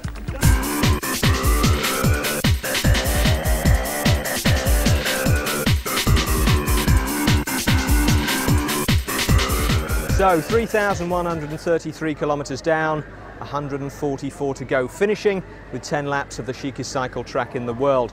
Ample opportunity then for the Americans in Paris, and there were plenty of them, to get a good look at their man Lance Armstrong as he finished off his 4th consecutive Tour de France victory. On the eve of it, he sat down with Paul Schoen. It's 4,000 kilometers, so there's never a 3-week race like that where you don't come under pressure and stress about certain things and have crises in the race. The crash, or not the crash, but the incident there in Avranches was a stressful moment.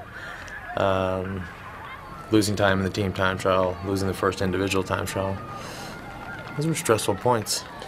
4 years ago when you came to the Tour, you didn't know you were going to win it in 1999, and when you took the lead, people said, oh, this guy's got a weak team, they can't defend. Mm-hmm. This year the team's been unbelievable. Mm-hmm. Well, over the years, we've tried and tried and tried to improve the team.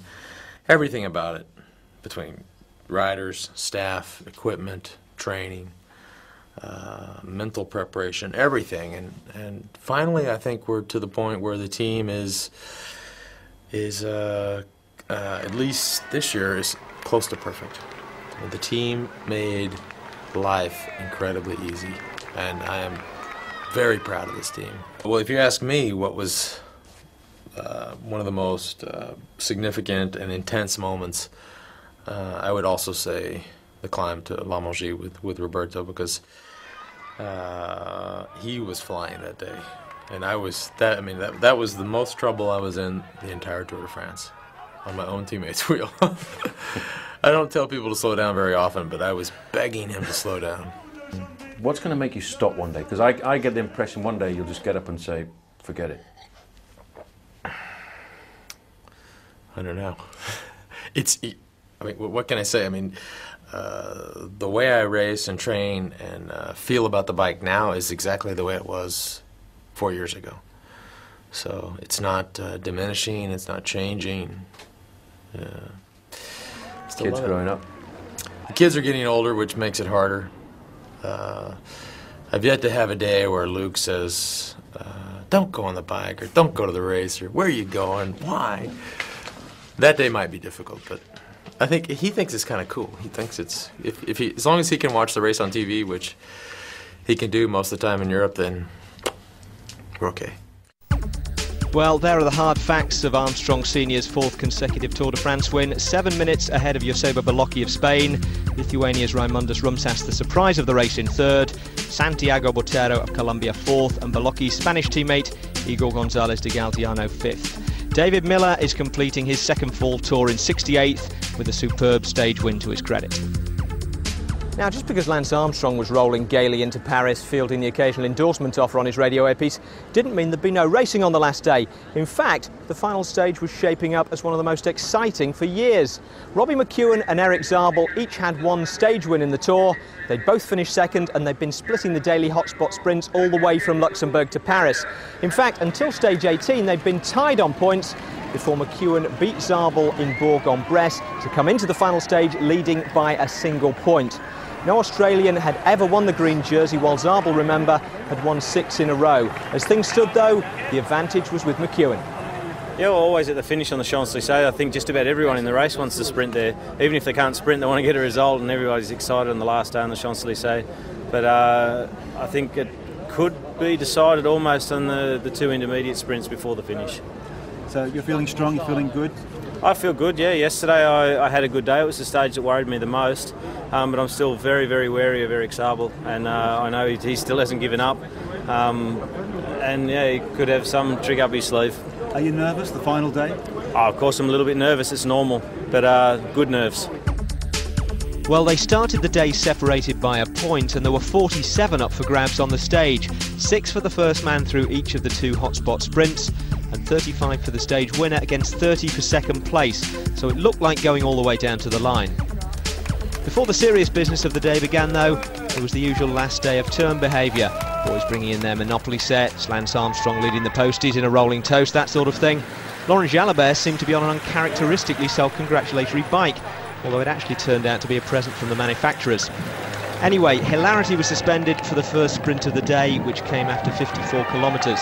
Eric Zabel had the Telecom lead-out train, but McEwen had the superior speed. He took 6 for first place, Zabel 4 for 2nd, and that meant McEwen's lead was up to 3 points in the green jersey competition. As we pick up the race, it's heading towards the Champs-Élysées, and the home riders are jockeying for position at the front. Well, this is interesting. That's Christophe Agneluto on the front there. Andrea Perron up into 2nd place. I'm not sure if that is Zabel. It looks actually as if it might be Stefan Weissermann. I can't see the green jersey anywhere at all. So that means at the end of the day that this is going to go down to the very final sprint. Do you know what? I think they might well have said to each other, let's just go and sprint for the win, and leave it at that, because there was no reaction from either McEwen or Zabel. So we go to the finish of this race now today with 35 points for the winner, 30 points for the second, and there are 3 points between the 2. Heras got the 6 points, the first time he'd ever won it. Landis in 2nd, and so that was a little bit of a benefit, I think. As we now head towards the final lap of the Champs-Élysées in the Tour de France. We are seeing Jakob Piel showing one last defiant motion here before the field to wipe him out. Pedro Herrillo is on his wheel, but as they head up towards, that will be where the kilometre will be next time around, under that little homemade tunnel there. Here comes the field led by Telecom. It'll be the bell this time. That'll leave us just over 6 kilometres to go.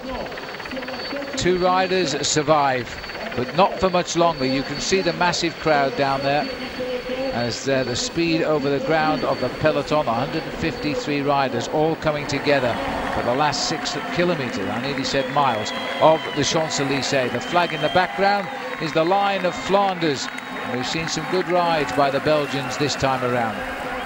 Some great sprinters in the main field right now as they just try to hold off the last-minute return of the field, which is being led by Team Telecom and the Lampre-Dakin team from Italy. Lampre-Dakin had the win on the Champs-Élysées last year with Jans Verrada causing a huge surprise to everybody. Pedro Herrillo, Phil, we've hardly seen him since Avranches, where he nearly took the stage victory, only just overtaken in the last moments there. Did you hear that? There's the bell. Well, there you go. This means just 1 lap to go for these riders, Phil. 7 kilometres left of the Tour de France of this year, and it's the last Tour de France for Laurent Jalabert. And what a remarkable career this man has had. Jalabert had 9 wins when he raced for the Toshiba team, 143 wins when he raced for Once. 12 wins when he rode for CSC Tiscali, and what a great way to go out of the Tour de France. He's been a magnificent bike rider, 14 years a professional, and watch out for this, Massimiliano Lelli on the attack. He made a last move like this when he won the US Pro Championships in Philadelphia. About the last race he won, I think, but yesterday he had a wonderful time trial.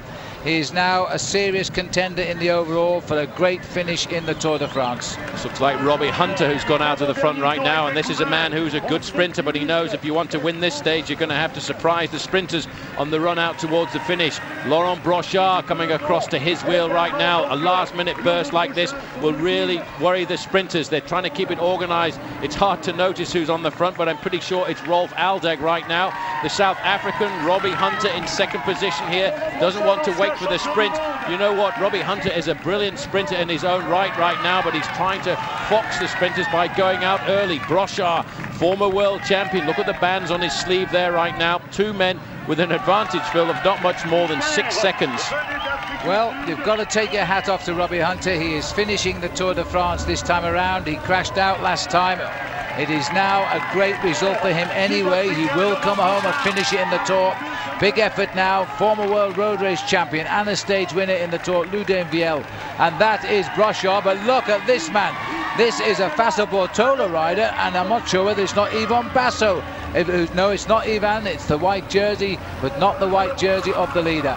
Sergei Ivanov, he's won a stage in the Tour de France before, a very fast one. He's covered very rapidly there by a man from Lampre who's come across. The sprinters right now are fading. This is such a difficult thing to do, to control the main field on the far side. Danilo Hondo is going through there, the national champion of Germany. Team Telecom have to get themselves organised. Where is the green jersey? The yellow jersey is safely round. 5 teammates all around him. Moving forward right now, we've got Lampre on the front. This is a brilliant move for these guys. This again is Raimundas Rumsas looking for the gap. I cannot believe it. This man will not lay down arms. He wants second place if he can. Well, there's no way he'll get it now. This will now go down in the list of cheeky moves because he's not going to get a minute in the last 6K of riding. But where is the green jersey? He sat right in the back pocket of Eric Zabel as he turned under the shadow of the Arc de Triomphe. So this is still the twice Russian champion, Sergei Ivanov, having another little turn of speed. Rumsas is becoming the first Lithuanian cyclist to go on the podium in any Tour de France in 89 editions of the event. There is Stuart O'Grady now, his hat gone, his balding pate, he's not really, just had his hair cut so low down on the left of our picture. Another man riding his last Tour de France on the front, Abraham Olano, former world road race and time trial champion. Axel Merckx is in there as well, the former Belgian national champion, but this is a very naughty little move by Raimundas Rumsas. He has the cheek to go off the front on the last day. He's third place in the overall standings. The only time that the podium winners have actually gone out on the attack was when Bernard Hinault did it with Joop Zoetemelk. Well, they attacked 50 kilometres before the end. This is brilliant. This has to be why Lampre rode hard at the front, because he said, get me to the last lap and I'm going.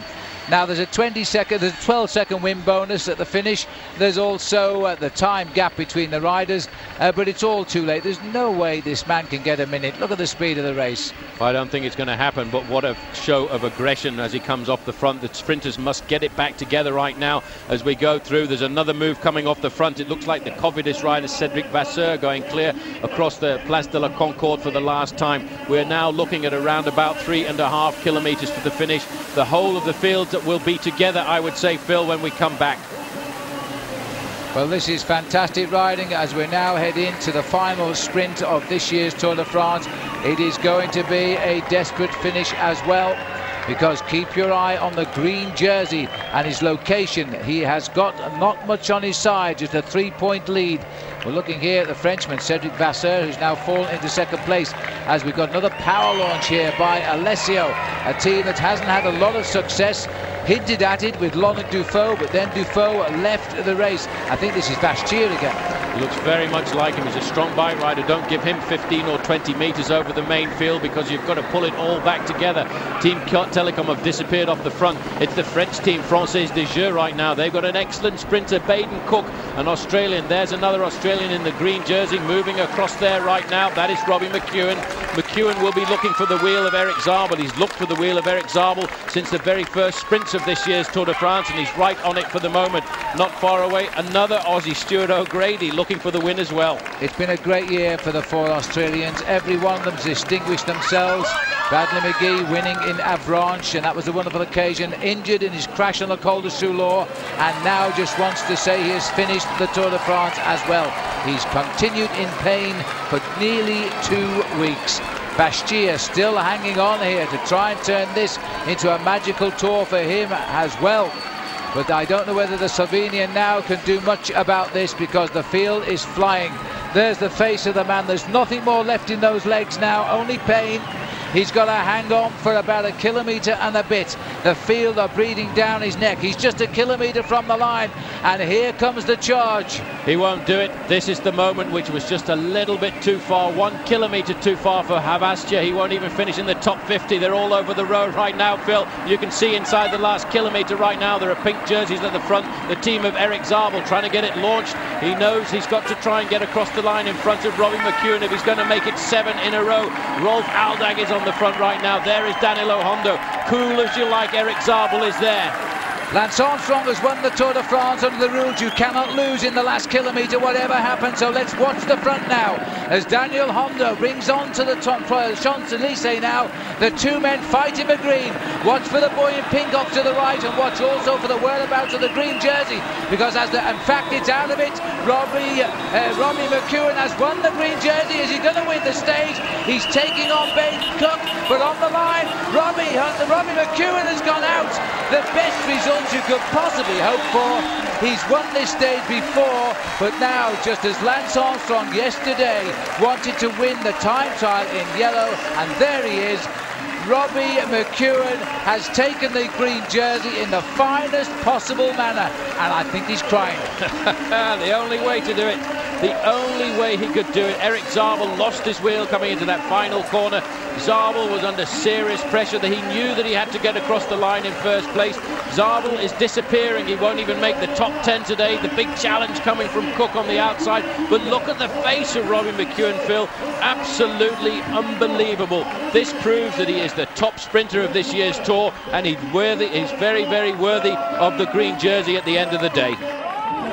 Robbie, amazing. You did it. You won the green jersey. How are you feeling? Oh, it's fantastic. I mean, to top it off with a stage win, it's been a really nervous race, and I haven't slept well the last days, obviously, and I've been able to top it off with that, and at this stage I'm still more relieved than happy. But happier than Eric Zabel, not so much dethroned after 6 years as abdicating in the home straight, and not even featuring in the final sprint, which McEwen took ahead of a future Aussie contender for the competition, Baden Cook, and Damien Nazon. Zabel came in 7th. So McEwen winning the points competition the way you're supposed to, by winning a stage.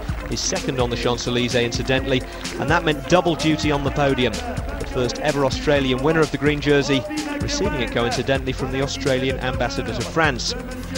Laurent Jalabert had the King of the Mountains competition wrapped up a couple of days ago, and he also heads into retirement with the title of the Tour's most aggressive rider.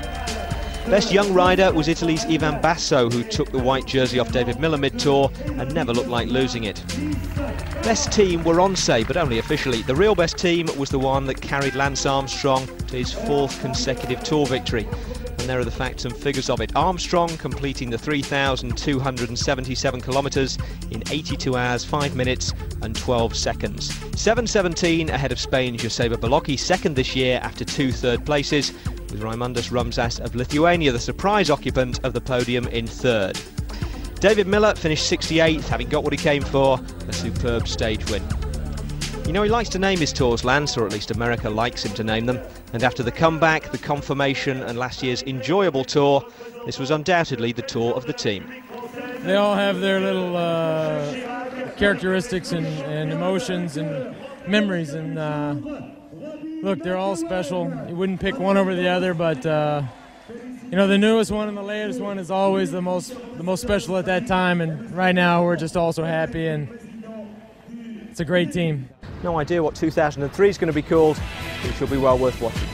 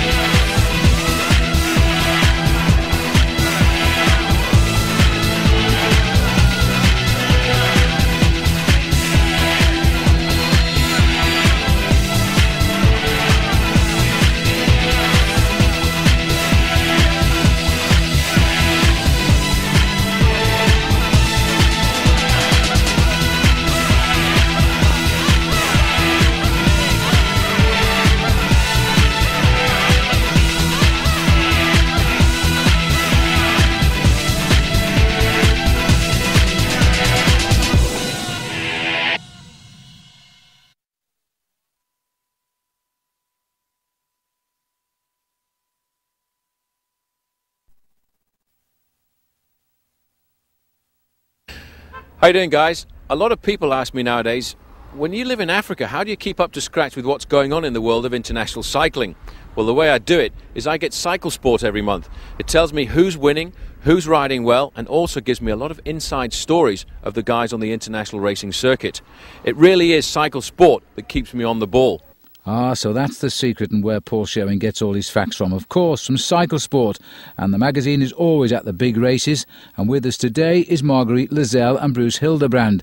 These are two of the reporters on Cycle Sport. First, Marguerite. Hi, I'm Marguerite Lizelle and I'm a reporter for Cycle Sport. Good, man. Yourself? Good. Well, today we were up about 8 o'clock trying to catch up with the riders before the race started. So we were hanging around the team buses and trying to get quotes, things like that, and bashing the autograph hunters on the head to get them out of the way. Then once the race started, we packed up our stuff and headed straight to the finish so we could watch it from the press room, because although we'd love to go out and watch it on the side of the road, you unfortunately don't see what happens in the race doing that. So that's what you do if you've got all the time in the world, but when you've got to report, you've got to be watching every move on the screen.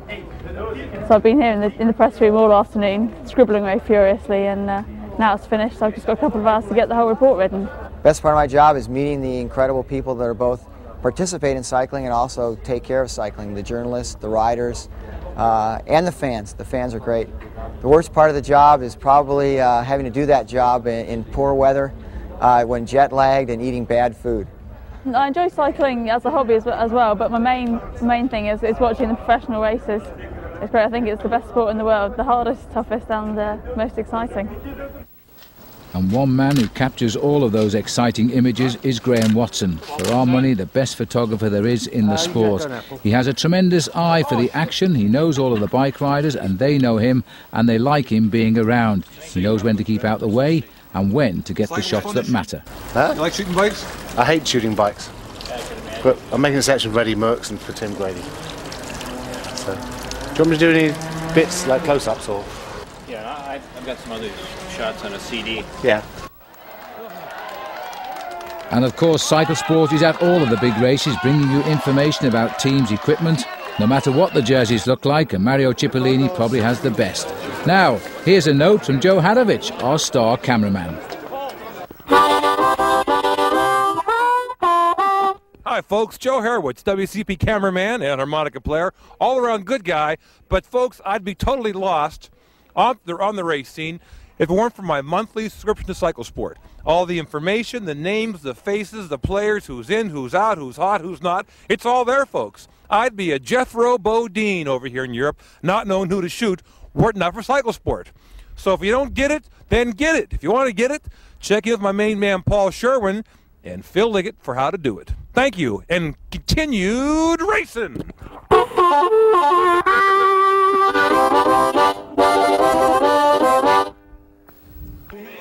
Well, to be the best, it's difficult to follow that, but Cycle Sport does try to by having reporters at all the top bicycle races in the world.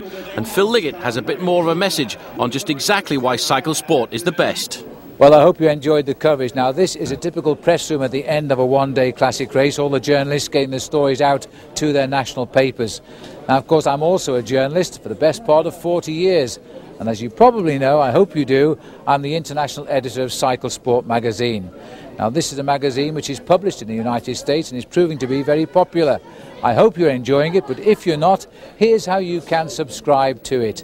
Just come online at www.worldcycling.com, take out a subscription, and we will send you a free video. You won't regret it. We'll keep you right up to date with all of the action, the best bike races from the best reports.